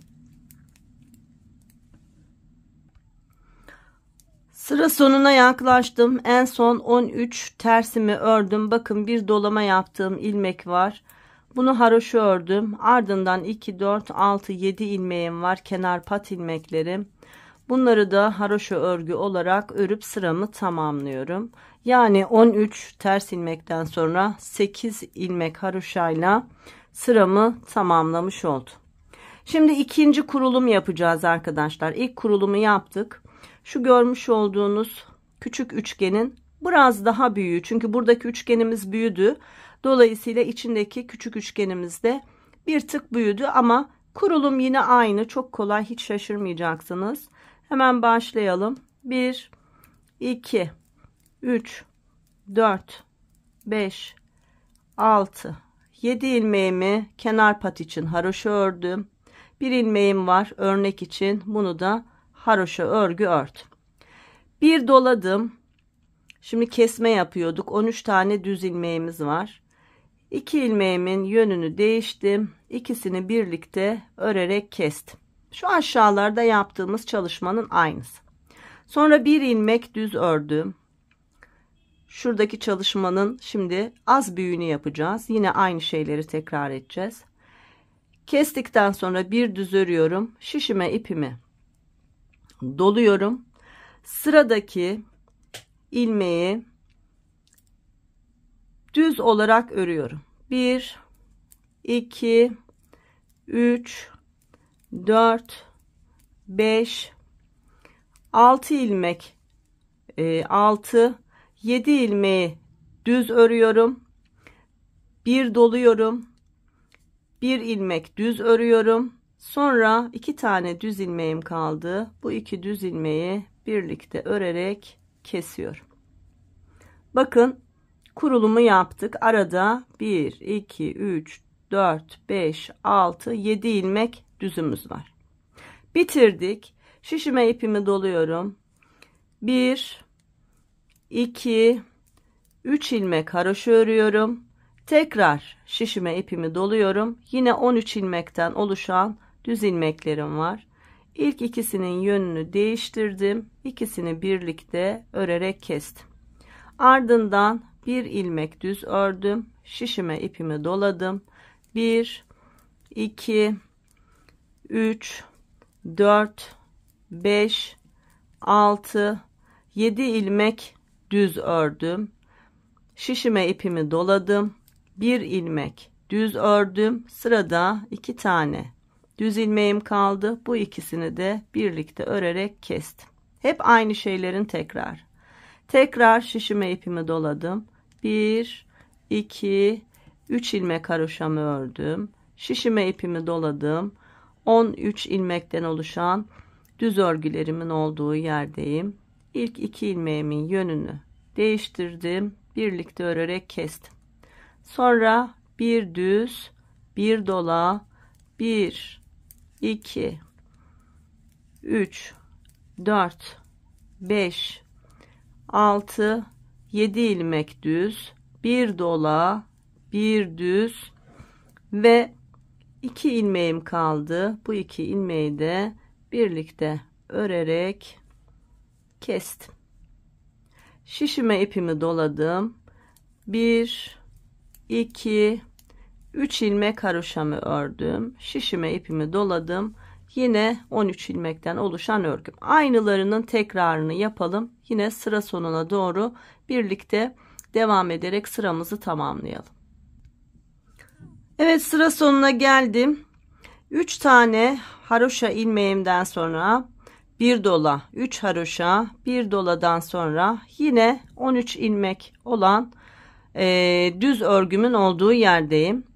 İlk 2 ilmeğimin yönünü değiştirdim. İkisini birlikte örerek kestim. Sonra bir ilmek düz ördüm. Bir doladım. 1 2 3 4 5 6 7 ilmek düz ördüm. Bir doladım. Bir düz ördüm. 2 düz ilmeğim kaldı. Bu 2 ilmeği de birlikte örerek kestim. Bir doladım. Bir ilmek haroşayı örnek için ördüm. 7 ilmeğim daha var kenar patım için. Bu 7 ilmeği de haroşa örgü olarak ördüm ve sıramı tamamladım. Yani sıra sonunu örnekteki bir haroşamla beraber 8 haroşa olarak tamamlamış oldum. Şimdi geriye dönelim. 7 ilmeğimi ilik düğme için haroşa örüyorum. 1 2 3 4 5 6 7. Örnek için ayırdığım bir haroşam vardı. Onu ördüm. Sonra dolama yapmış olduğum ilmeğim haroşa olacaktı. Onu da ördüm. Toplamda 2 4 6 8 9 ilmek haroşam var. Sonra ters örgülere başlayacağım. İpi kendime aldım. 1 2 3 4 5 6 7 8 9 10 ilmek ters ördüm. Pardon. 10 11 12 13 ilmek ters ördüm arkadaşlar. Bakın. Dolama yaptığım ilmeği haroşa ilmeğim zannettiğim için öyle söyledim. Sonra fark ettim. Şöyle baktığımızda haroşadan sonra 2, 4, 6, 8, 10, 12, tam 13 ilmek ters örgü ördüm. Şimdi haroşa ilmeklerim var. Bakın dolama yaptım. 1, 2, 3, 4, 5. Bu 5 ilmeği haroşa örgü olarak örüyorum. Evet, örelim. 1, 2, 3, 4, 5 ilmek haroşamı ördüm. Yine ters ilmeklerim var. 13 ilmek ters örüyorum. 1, 2, 3, 4, 5, 6, 7, 8, 9, 10, 11, 12, 13 ilmek ters ördüm. Tekrar haroşa ilmeklerim var. 5 tane. 1, 2, 3, 4, 5. Evet, bu sırayı 13 ters 5 haroşa, 13 ters 5 haroşa olacak şekilde sıra sonuna yaklaşana kadar örelim. Evet, sıra sonuna yaklaştım. 13 tane tersimi ördükten sonra bakın 2 tane haroşamı ördüm. 2, 4, 6, 7 haroşada ilik düğme kısmımda var.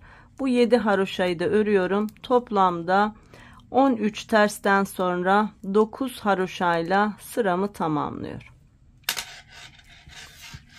Bakın, görüntümüz böyle oldu. Görüyor musunuz? Şimdi devam edelim.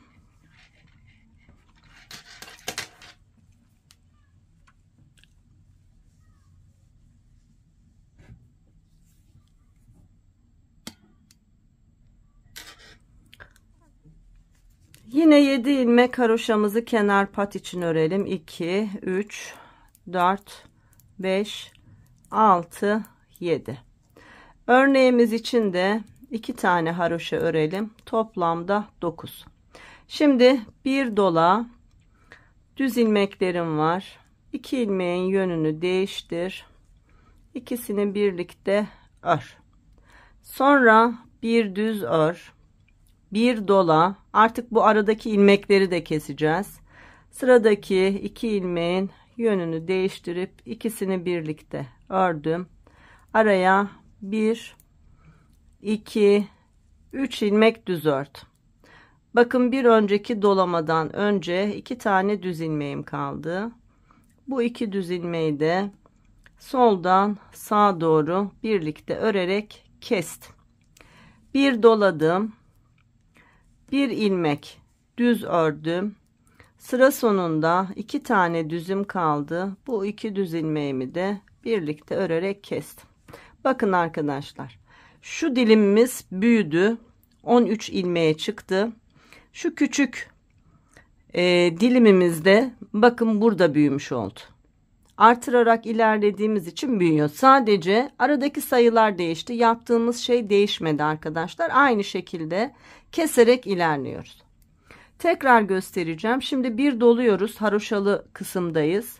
1, 2, 3, 4, 5 ilmek haroşamı ördüm. Bir doladım. Tekrar düz ilmeklerimin olduğu yerdeyim. İlk 2 ilmeğimin yönünü değiştirdim. Sağdan sola doğru bu 2 ilmeği birlikte örerek kestim. Ardından bir ilmek düz ördüm. Bir doladım. Şimdi burada kesim yapacağız. Hem bu tarafta hem diğer tarafta. Yine 2 ilmeğimin yönünü değiştim ve 2 ilmeğimi birlikte örerek kestim. Ardından düz örgü örüyorum. 1, 2, 3 ilmek düzümü ördüğümde bakın, küçük üçgenimin son 2 ilmeği, bu 2 ilmeği de birlikte örerek kestim.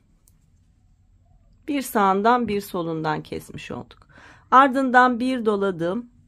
Bir düz ilmek ördüm. Büyük üçgenimin son 2 düz ilmeği, bunların ikisini de birlikte örerek bir de buradan kestim. Yani üçgenimizi hem dışarıdaki büyük üçgenden kesiyoruz hem içerideki Küçük üçgenden kesiyoruz. Yaptığımız şey bundan ibaret. Şimdi haroşalı yere geldik. Bir dola 1 2 3 4 5 ilmek haroşayı ördük. Bir doladık. Yine düz ilmeklerin olduğu yerdeyim. Son kez gösteriyorum. İlk 2 ilmeğimin yönünü değiştim. İkisini birlikte ördüm. Bir ilmek düz ördüm. Şişime ipimi doladım. Küçük üçgenimin ilk 2 ilmeğinin yönünü değiştirdim ve kestim. Sonra 1 2 3 ilmek düz ördüm. Küçük üçgenimin son 2 düz ilmeğini örerek kestim ve buradaki kesimi bitirdim. Sonra bir düz örüyorum ve büyük üçgenimin son 2 ilmeğini birlikte örerek kestim. Hem burada büyükte hem içeride küçüklerde kesim yapmış oldum. Sonra bir dola 5 ilmek haroşa ve tekrar aynı çalışmaya devam. Sıra sonuna yaklaşana kadar bu şekilde örelim arkadaşlar. Sırayı yine birlikte tamamlayalım. Evet, sıra sonuna yaklaştım. En son düz kısmımı ördüm. 2 ilmeği birlikte örerek kestim. Şişime ipimi doladım. Şimdi 1 2 3 4 5 6 7 8 9 ilmek haroşamı örerek sıramı tamamladım. Arka sıradayız. 1 2 3 4 5 6 7 8 9 dolama yapmış olduğum ilmekle 10 ilmek haroşa ördüm. 7'si ilik düğme için, 3 tanesi de örnek çalışmam için. Ardından ipi kendime aldım ve ters ilmeklerim var. 1 2 3 4 5 6 7 8 9 10 11 ilmek tersimi ördüm. Ters ilmeklerim bitti. Bu sırayı böyle öreceğiz. 11 tersle öreceğiz. Sonra haroşa ilmeklerim var. 1 2 3 4 5 6 7 ilmek haroşa. Bu sırada 11 ilmek ters, 7 ilmek haroşa örgü olarak sıramızı örüp bitireceğiz. Bakın bir kez daha gösteriyorum. Tersle başladım. 1 2 3 4 5 6 7 8 9 10 11 ilmek tersimi ördüm. Bakın dolama yaptığım ilmekle beraber haroşalarım başlıyor. 1 2 3 4 5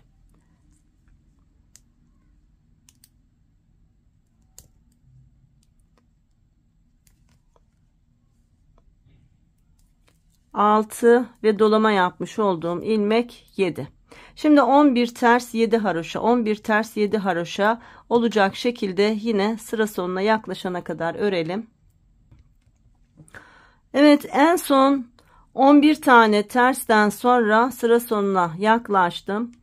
1 2 3 4 5 6 7 8 9 10 tane haroşayla sıramı tamamladım. 7'si ilik düğme için, 3 tanesi de örnek çalışmam için. Şimdi şöyle bir bakalım, iyice belirginleşti.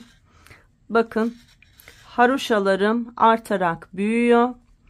Düz ilmeklerim de azalarak küçülüyor arkadaşlar. Tıpkı alt sırada olduğu gibi. Şimdi tekrar ön sırada önce haroşalarımızı örelim. 1 2 3 4 5 6 7 8 9 10 ilmek haroşamı ördüm. Düz örgümün olduğu yerdeyim. Şişime ipimi doladım. İlk 2 ilmeğimin yönünü değiştirdim ve ikisini birlikte örerek kestim. Bir ilmek düz ördüm. Hep aynı şeylerin tekrarı. Şişime ipimi doladım. Küçük üçgenimin olduğu yerdeyim. 2 düz ilmeğin yönünü değiştirdim. İkisini birlikte ördüm. Bakın hem buradan azalıyor hem buradan azalıyor arkadaşlar. Sonra bir ilmek düz ördüm. Küçük üçgenimin 2 tane düz ilmeği kaldı. Bu 2 ilmeği de birlikte örerek kestim. Bakın 3 ilmeğe düştü burası. Sonra şişime ipimi doladım. Bir ilmek düz ördüm. Büyük üçgenimin 2 tane düz ilmeği var. Bu 2 düz ilmeği de birlikte örerek kestim. Bakın küçüldü, küçüldü. Bu küçük üçgenin zaten sadece 3 ilmeği kaldı. Bir sonraki sırada bunu kapatacağız. Sonra bir dolağa haroşa ilmeklerim var. 1 2 3 4 5 6 7 ilmek haroşamı örüyorum. Bir doluyorum. Yine düz ilmekli çalışma. İlk 2 ilmeğimin yönünü değiştim. İkisini birlikte ördüm. Bir ilmek ördüm. Şişime ipimi doladım. Küçük üçgenimin ilk 2 ilmeğini birlikte örerek kestim. Araya bir düz ördüm. Son 2 ilmeği var küçük üçgenimin. Onu da birlikte örerek tekrar kestim. Bakın 3 ilmeğe düştü. Sonra bir dola, bir düz ve büyük üçgenin son 2 düz ilmeği. Bunları da birlikte örerek kestim. Bir kez daha göstereceğim. Şimdi şişime ipimi doladım. Haroşa ilmeklerim var. 1 2 3 4 5 6 7 ilmek haroşamı ördüm. Bitti. Düz ilmeklerime geldim. Bir doladım. Büyük üçgenin ilk 2 ilmeğinin kestim. Bir düz, bir dola. Şimdi küçük üçgenin ilk 2 ilmeğini birlikte ördüm, kestim. Bir ördüm. Küçük üçgenin son 2 ilmeğini birlikte örerek kestim. 1 2 3 ilmek kaldı. Bir dola, bir düz ve büyük üçgenin son 2 ilmeği. İkisini birlikte ördüm ve kestim. Sonra bir dola, 7 ilmek haroşa ilmeklerim var. Bunları ördüm ve tekrar doladım. Tekrar düz ilmeklerdeyim. Sıra sonuna kadar bu şekilde örelim. Evet, düz örgüden oluşan çalışmamı tamamladım. Bakın sıra sonundayım. En son 2 ilmeğimi birlikte kestim. Bir doladım. Şimdi haroşa örgülerle 1 2 3 4 5 6 7 8 9 10 ilmek haroşa ördüm ve sıramı tamamladım. Şimdi arka sırada 1 2 3 4 5 6 7 8 9 10 dolama yaptığım ilmekle beraber 11 ilmeğim haroşa oldu. Bunun 7 ilmeği ilik düğme, 4 ilmeği de örnek için olmuş oldu. Şimdi ters örgülerim başladı. 1 2 3 4 5 6 7 8 9 ilmek ters ördüm. Bu sırada arkadaşlar ilmeklerimizin ters kısımlarında 9 ters olacak. Şimdi haroşaya başladım. 1 2 3 4 5 6 7 8 9 ilmekte haroşa olacak. Yani 9 ters 9 haroşa, 9 ters 9 haroşa olacak şekilde sıramızı tamamlayacağız. Bakın 3 4 5 6 7 8 9 ilmek tersimi ördüm. Şimdi haroşaya başladım. 1 2 3 4 5 6 7 8 9 ilmek haroşa. Haroşaları şu dolama yaptığımız yerlerden çok rahat ayırt edebilirsiniz. 9'a tamamladım. Bakın burada ters ilmeklerim var. 9 ilmek ters. 1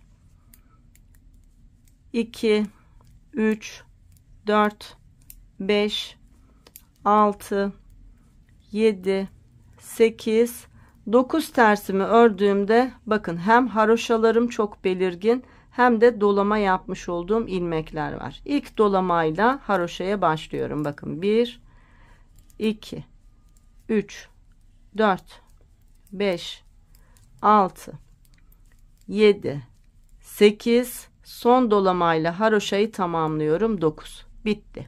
Sonra 9 ters 9 haroşa 9 ters 9 haroşa olacak şekilde örelim. Evet, sıra sonuna yaklaştım. 9 tersten sonra bakın dolama yaptığım ilmekle haroşaya başlıyorum. 1 2 3 4 5 6 7 8 9 10 11 tane haroşayla sıramı tamamlamış oldum. Bakın arkadaşlar. Evet, bakın şimdi çok daha belirgin oldu. Zaten bu sırada şu küçük üçgenimizi kapatacağız arkadaşlar. Son kez göstereceğim. Sonra büyük üçgen yine şu aşağıdaki gibi hiç değişen bir şey yok. İlk 2 ilmek ve son 2 ilmeği keserek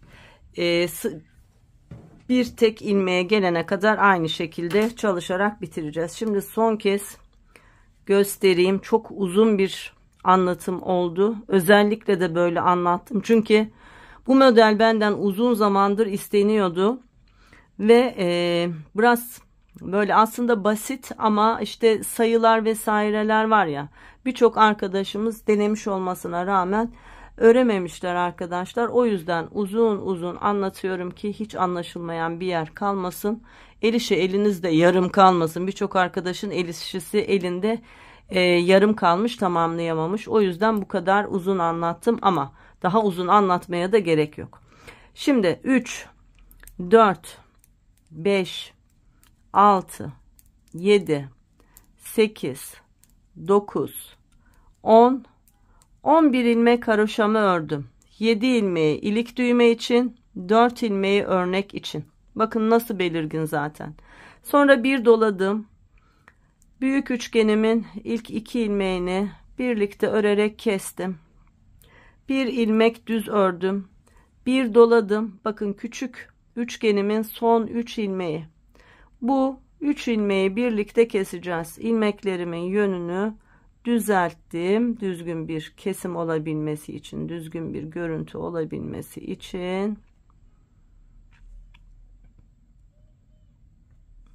Ve bu 3 ilmeği birlikte örerek kestim. Artık tek bir ilmek kaldı. Küçük üçgenim bitti. Şişime ipimi doladım.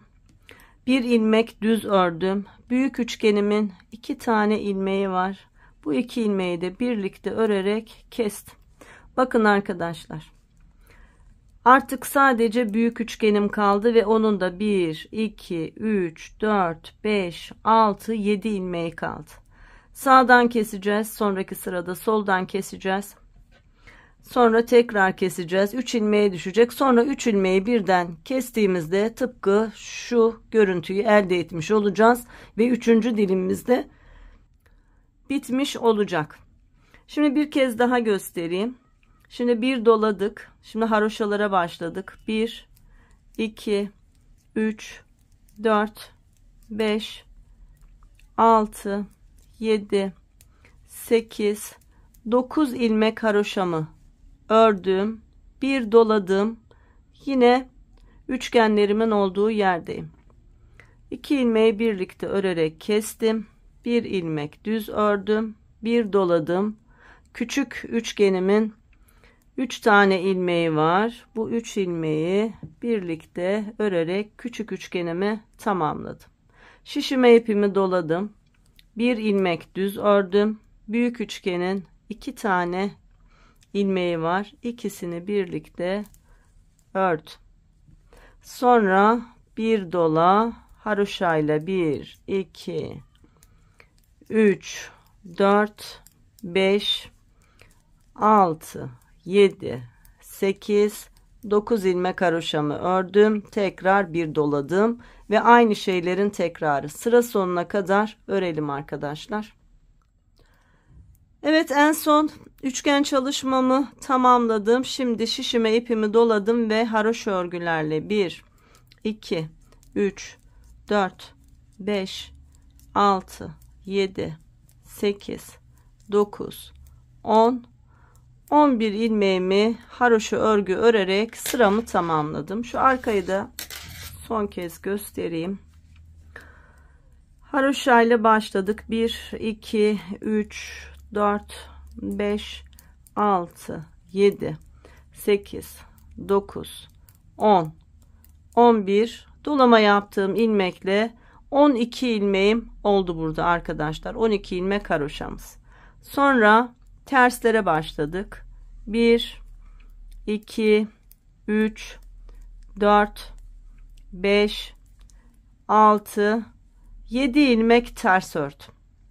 Sonra tekrar bakın dolama yaptığım ilmekle haroşalarım başlıyor. Tersleri 7 örüyoruz. Haroşaları da 1, 2, 3, 4, 5, 6, 7, 8, 9, 10 dolama yaptığım ilmekle 11 haroşa örüyoruz. Yani bu sırada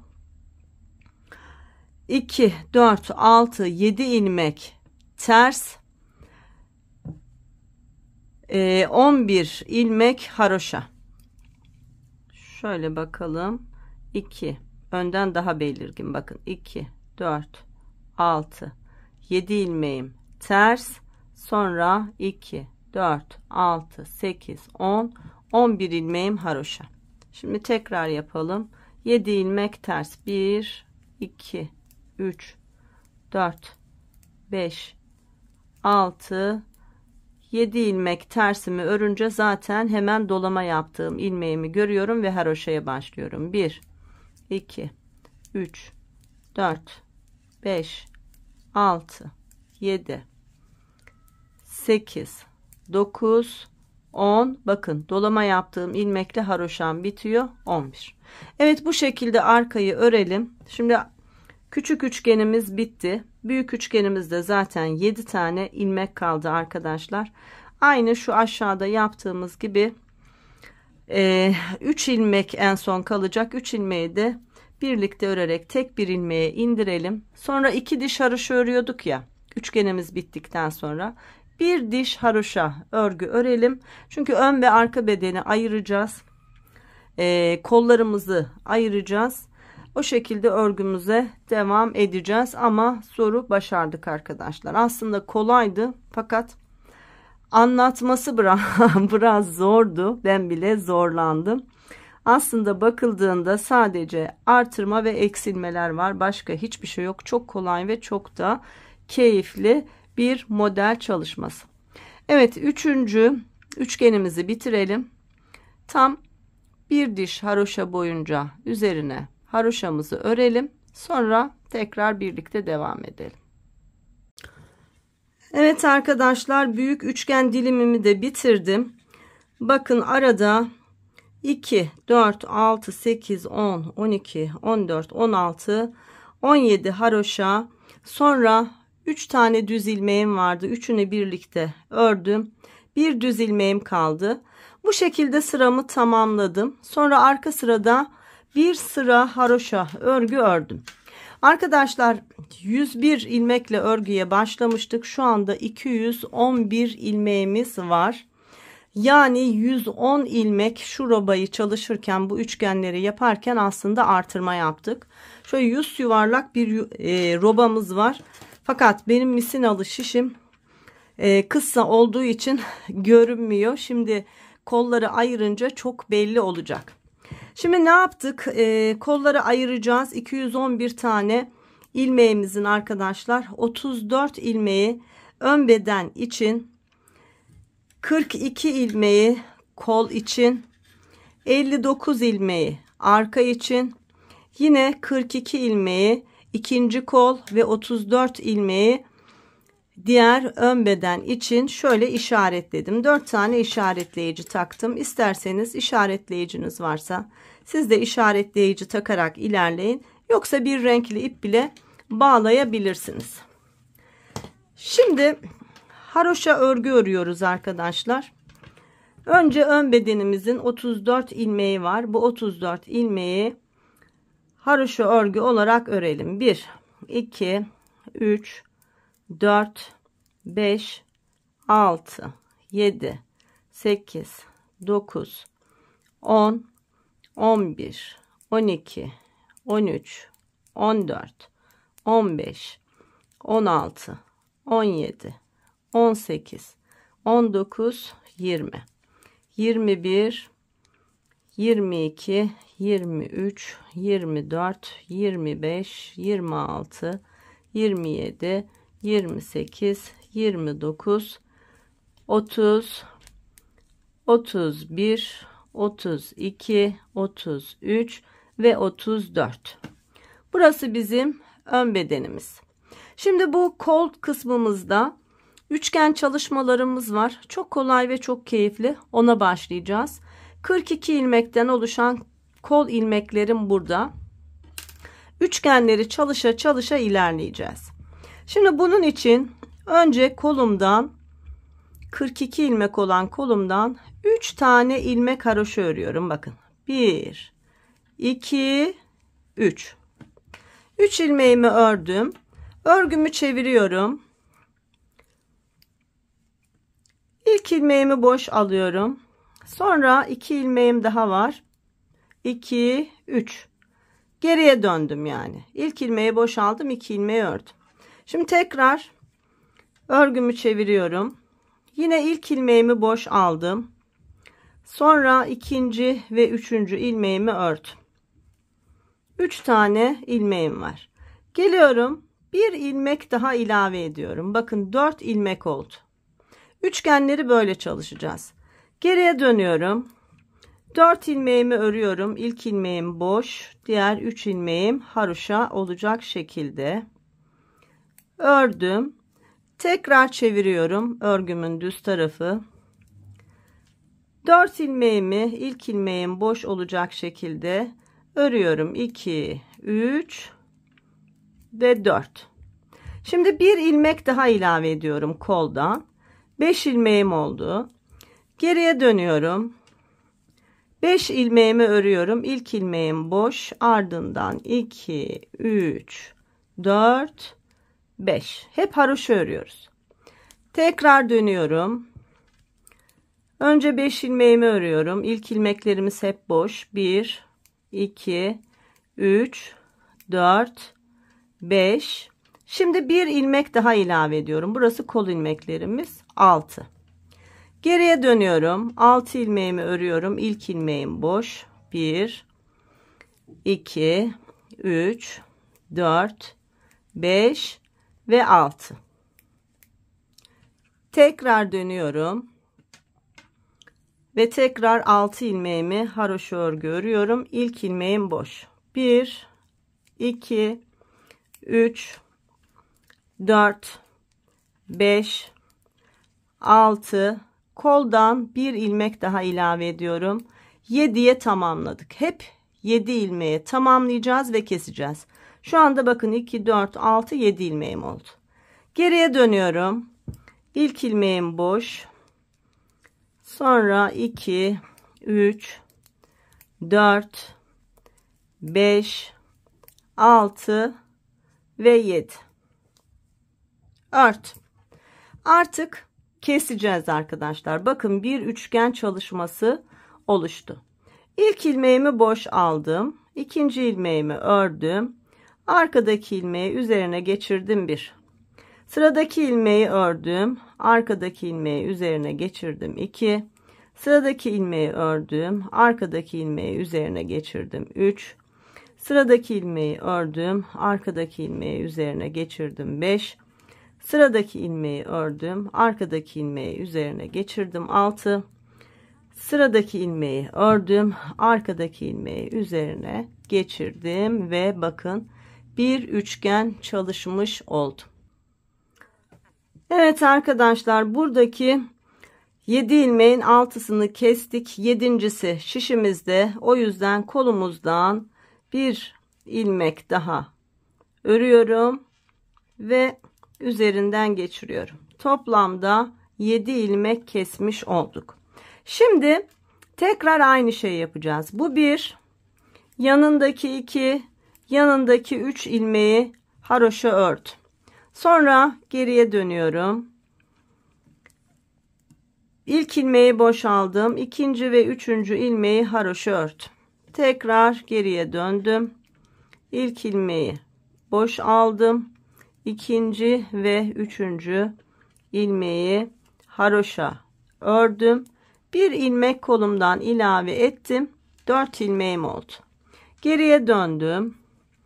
4 ilmeğimi ilki boş olacak şekilde haroşa örgü olarak ördüm. Tekrar döndüm. Örgümün düz tarafındayım. Şimdi ilk ilmeğim boş. Sonra 2, 3, 4 ilmeğimi ördüm. Koldan bir ilmek daha ilave ettim. 5. Geriye döndüm. İlk ilmeğim boş. Diğer ilmeklerimi haroşa örgü olarak ördüm. Tekrar döndüm. İlk ilmeğim boş. Sonra 2, 3, 4, 5 ilmeğimi haroşa örgü olarak ördüm. Geldim koldan bir ilave ettim. 6 ilmeğim oldu. Tekrar geriye döndüm. 1, 2, 3, 4, 5, 6 ilmeğimi haroşa olarak ördüm. Tekrar döndüm. İlk ilmeğim boş. Sonra 2, 3, 4, 5, 6 ilmeklerimi haroşa ördüm. Koldan bir ilmek daha ilave ettim. 7 ilmeğim oldu. Şimdi 7 ilmeğimi ilki boş, diğerleri haroşa örgü olacak şekilde örüyorum. Ördüm ve bitti. Şimdi geriye dönüyoruz. Yine keseceğiz arkadaşlar. İlk ilmeği boş aldım. Yanındaki ilmeği ördüm. Arkadaki ilmeği üzerinden geçirdim 1. Sıradakini ördüm. Kestim 2. Ördüm. Kestim 3. Ördüm. Kestim 4. Ördüm. Kestim 5. Bakın sonuncu 7. ilmeğim bu. Ördüm. Kestim 6. Geliyorum. Koldaki ilk ilmeği örüp onun üzerinden geçiriyorum 7. Bakın ikinci üçgenimi çalışmış oldum. Bir tane daha göstereyim. Şimdi bunu bir ilmek kabul ettik. Sonra 2, 3'e tamamladık. Geriye dönüyorum. 3 ilmeği örüyorum. İlk ilmekler hep boş, daha tekrarlamıyorum. Sonra geri dönüyorum. 3 ilmeğimi haroşa ördüm. Koldan bir ilmek ilave ettim 4. Tekrar geriye döndüm. 4 ilmeğimi haroşa örgü olarak ördüm. Döndüm. Tekrar 4 ilmeğimi haroşa örgü ördüm. Geldim koldan bir ilmek daha ilave ettim 5. Geriye dönüyorum. 5 ilmeğimi haroşa örgü olarak ördüm. Tekrar döndüm. Önce 5 ilmeğimi haroşa örgü olarak örüyorum. 4, 5. Şimdi koldan bir ilmek ilave ediyorum. 6. Tekrar döndüm. 6 ilmeğimi haroşa olarak ördüm. Tekrar döndüm. Önce 6 ilmeğimi haroşa örgü olarak örüyorum. 2, 3, 4, 5, 6. Sonra koldan bir ilmek ilave ediyorum. 7. Geri dönüyorum. 7 ilmeğimi haroşa örgü olarak örüyorum. Üçüncü üçgen dilimimizi bakın tamamlamış olduk. Şimdi keseceğiz arkadaşlar. Ne yapıyoruz? İlk ilmeğimizi boş alıyoruz. Sıradaki ilmeğimi haroşa ördüm. Arkadaki ilmeği üzerinden geçirdim. 1 ördüm, kestim. 2 ördüm, kestim. 3 ördüm, kestim. 4 ördüm, kestim. 5 ördüm, kestim. 6 son olarak şu ilmeği buraya aktarabilmek için onu yapıyoruz. Ördüm, kol ilmeklerinden bir tane, arkadakini üzerine geçirdim. 7. Bakın 3 tane oldu. Bunu tam 6'ya tamamlayacağız arkadaşlar. Şimdi 6'ya tamamlayalım, sonra birlikte devam edelim. Arkadaşlar son kolumdaki dilimi yapıyorum. Bunu da beraber yapıp bitirelim. Bakın üçgenimi örmeye başladım. Geri dönüşlerle 1 2 3 4 5 ilmeğimi ördüm. Bakın geldim, 6. ilmeği kolumdan aldım ve geri döndüm. Şimdi ilk ilmek boş, diğer ilmekleri haroşa örgü örüyorum. Toplamda 6 ilmeğim var. Tekrar döndüm. Sonuncu ilmeğim bakın burada duruyor. 7. ilmeğim 1 2 3 4 5 6 ilmeğimi ördüm. Kolumdaki son ilmeğim 42. ilmeğimi ilave ettim. 2 4 6 7 oldu. Geriye dönüyorum. İlk ilmek boş, diğer ilmekleri haroşa örgü örüyorum. Toplamda 7 ilmek.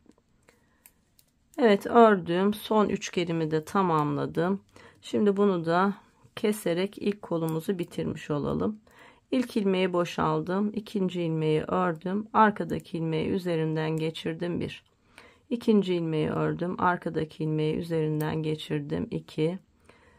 Ördüm, kestim. 3. Ördüm, kestim. 4. Ördüm, kestim. 5. Ördüm, kestim. Bir dakika.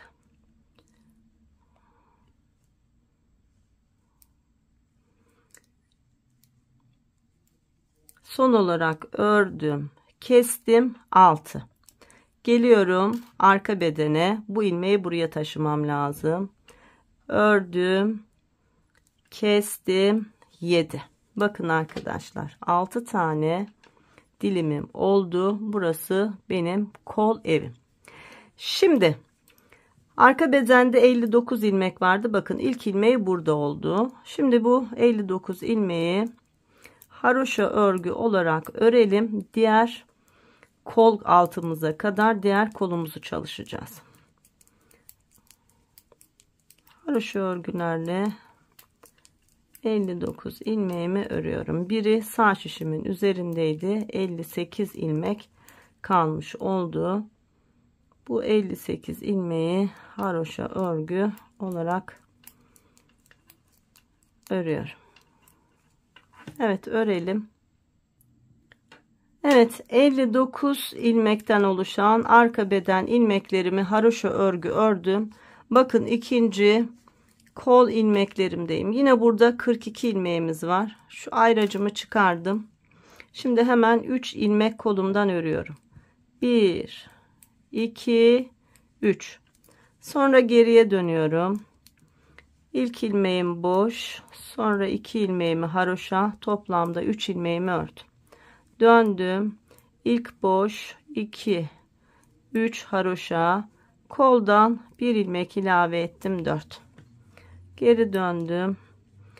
1 2 3 4 ilmeği ördüm. Tekrar döndüm. İlk ilmek boş, 2 3 4 ilmeğimi haroşa ördüm. Koldan 1 ilmek ilave ettim. 5. Geri dönüyorum. İlk ilmeğim boş, diğer ilmeklerimi haroşa olarak ördüm. 5 ilmeğimi tekrar geri döndüm. 1 2 3 4 5 ilmeğimi ördüm. Koldan bir ilmek ilave ettim. 6. Geriye döndüm. ilk ilmeğim boş, diğer ilmeklerim haroşa olacak şekilde 6 ilmeğimi ört. Tekrar döndüm, ilk ilmeğim boş, sonra 2 3 4 5 6 ilmek haroşamı ördüm, koldan bir tane ilave ettim, 7. 7'ye tamamladık. İlk dilimizi yapacağız. Şimdi arka sırada ilk ilmeğim boş, diğer ilmeklerimi haroşa örgü olarak ördüm. Toplamda 7 ilmek. 2 4 6 7. Şimdi kesim yapacağız.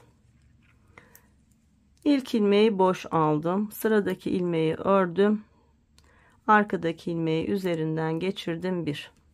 Sıradakini ördüm, kestim, 2. Ördüm, kestim, 3. Ördüm, kestim, 4. Ördüm, kestim, 5. Ördüm, kestim, 6. 7 tane ilmeğim vardı, son bir ilmeğim kaldı.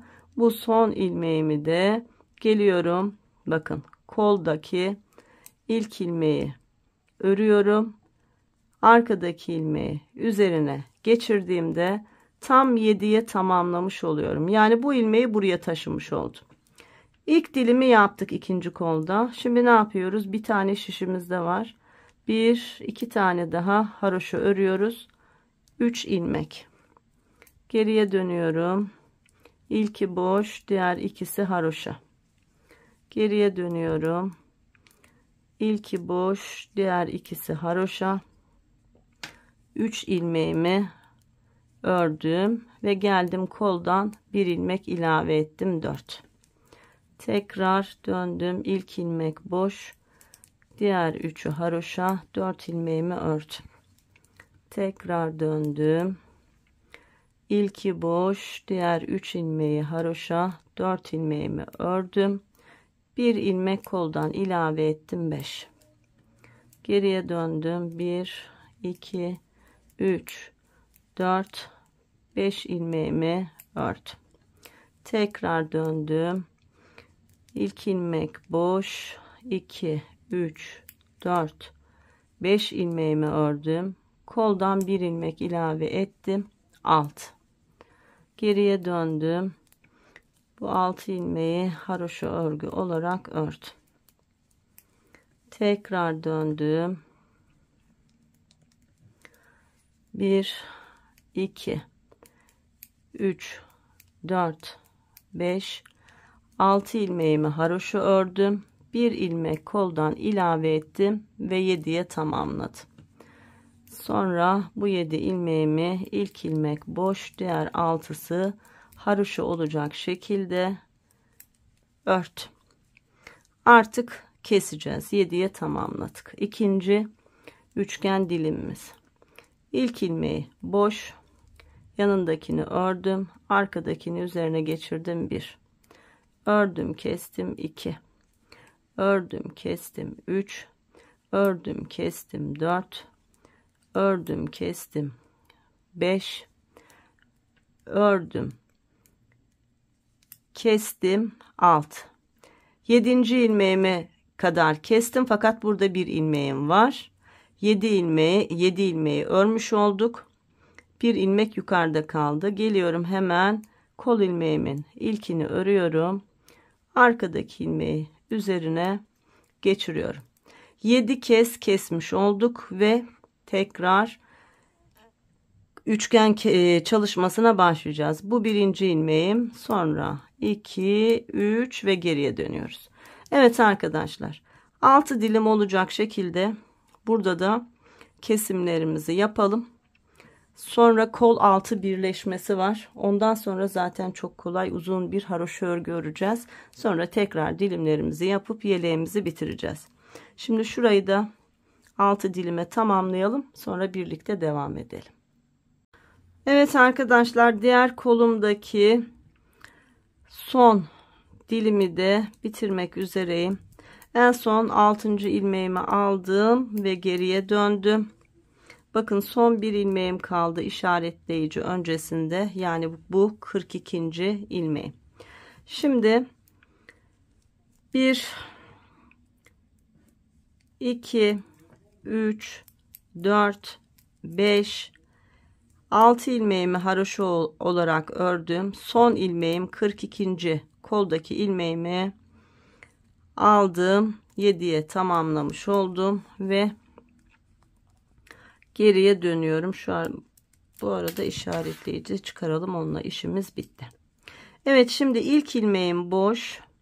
Diğer ilmeklerim haroşa olacak şekilde 7 ilmeğimi ördüm. Geriye döndüm ve artık kesimle beraber ikinci kolumu da tamamlamış oluyorum. İlk ilmeği boşaldım. İkinci ilmeği haroşa ördüm. Arkadaki ilmeği üzerinden geçirdim. 1. Sıradakini ördüm, kestim. 2. Ördüm, kestim. 3. Ördüm, kestim. 4. Ördüm, kestim. 5. Ördüm, kestim. 6. 7 ilmeğim bitti. 7.'si burada. O yüzden geliyorum. 34 ilmeğimiz var ön bedende. İlkini örüp arkadaki ilmeği üzerine geçirdiğimde bakın arkadaşlar, ikinci kolumu da tamamlamış oldum. Şimdi bir ilmek burada, 33 ilmek sol şişimde var. Haroşa örgü örerek sıramı tamamlıyorum.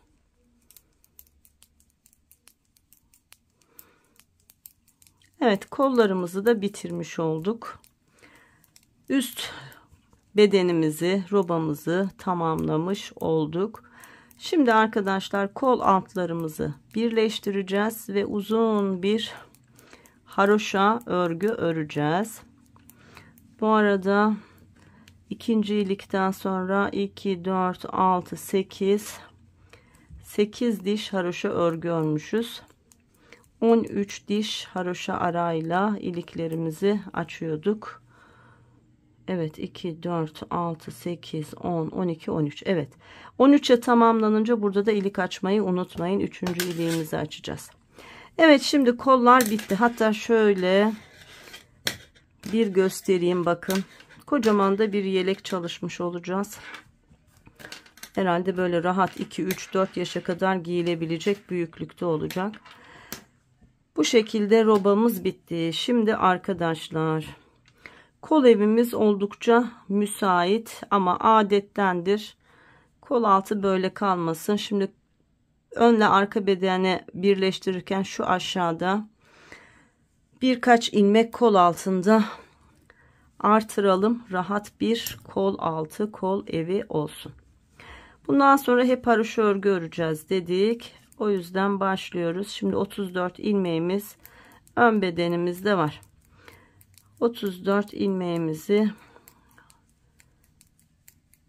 örmeye başladık. 33 ilmeği örelim arkadaşlar. 34. ilmekte bir artış yapalım. Sonra araya ilmek atalım. Öyle daha güzel olur. Yani son bir ilmek ön bedende kalana kadar 33 ilmeğimizi örüyoruz. 34 ilmek var ya. Sonuncu ilmeği artırarak öreceğiz. Bakın. 32, 33, bu 34. ilmeğim. Bunu ne yapıyorum? Bakın, bir kere ördüm, çevirdim, içinden battım, bir kere daha ördüm. Bir ilmek artırmış oldum burada. Şimdi 3 ilmek de arada artıralım. Elinizin alıştığı şekilde artırabilirsiniz. Ben ilmek içinden ilmek çıkartarak artırıyorum. Şunu artırmıştık, 1. Bunu saymıyoruz. Bundan başka 3 tane. İlmeğin içerisinden ördüm, bir ilmek artırdım, şişimi attım. Ördüm, artırdım, şişimi aldım. Ördüm, artırdım, şişimi aldım. Kaç oldu? 3 tane arttırdık. 4 yapalım bunu. Ördüm, artırdım, şişime taktım.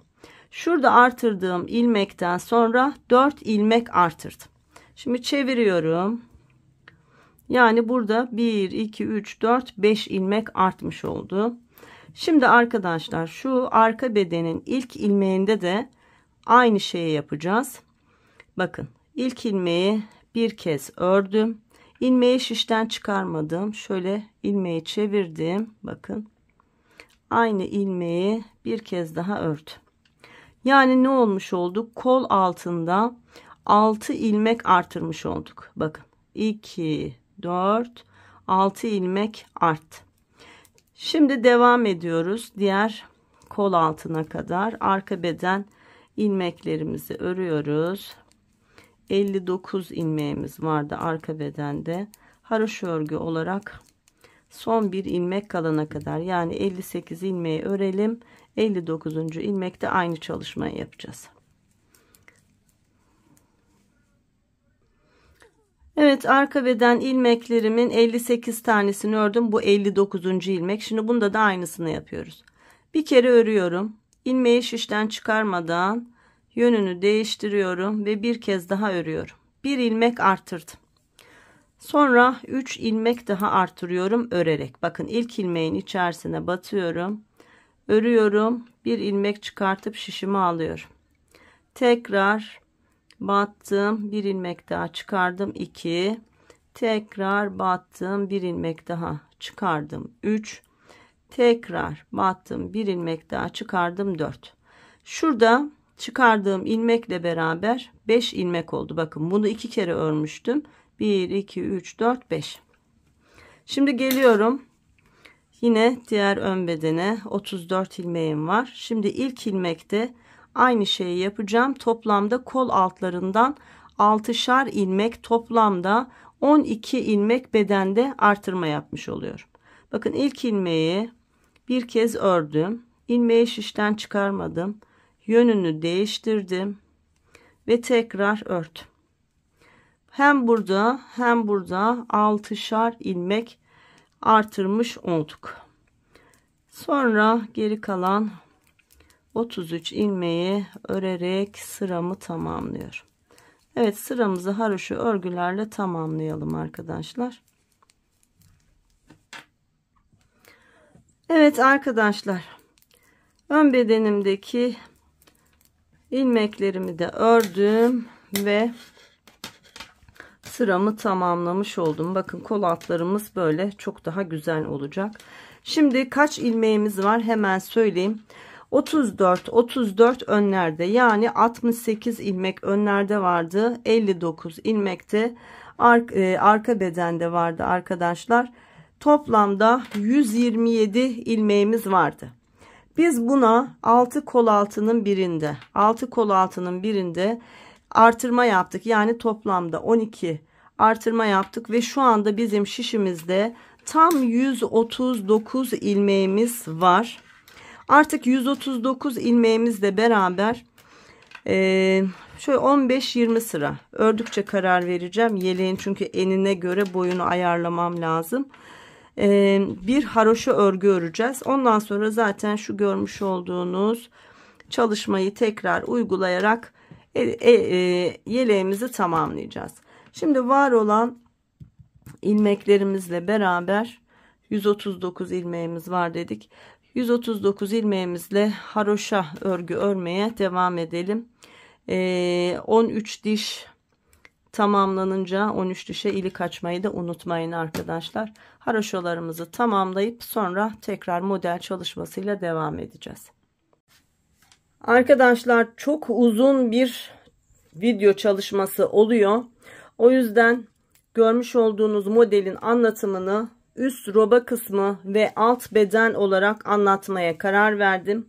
Bu bölümde üst robamızı ördük, kollarımızı birleştirdik ve haroşa örgüden oluşan örgülerimizi örmeye başladık. İlk bölüm böyle bitsin. İkinci bölümde de şu alt beden çalışmasını örmeye devam edelim. Böyle bizim için daha kolay olur. Hem benim için kolaylık, hem sizin için kolaylık olur. İkinci bölümün linkini görmüş olduğunuz videonun açıklama kısmında paylaşacağım. Çok videom var. Yarın öbür gün bulmakta zorlanabilirsiniz. O yüzden ikinci bölümü bulamayan arkadaşlar, videonun hemen başlığının altında açıklama kısmı var. Açıklama kısmındaki linke tıklayarak bu ikinci bölüme ulaşabilirsiniz. Evet, ikinci bölümde görüşebilmek dileğiyle.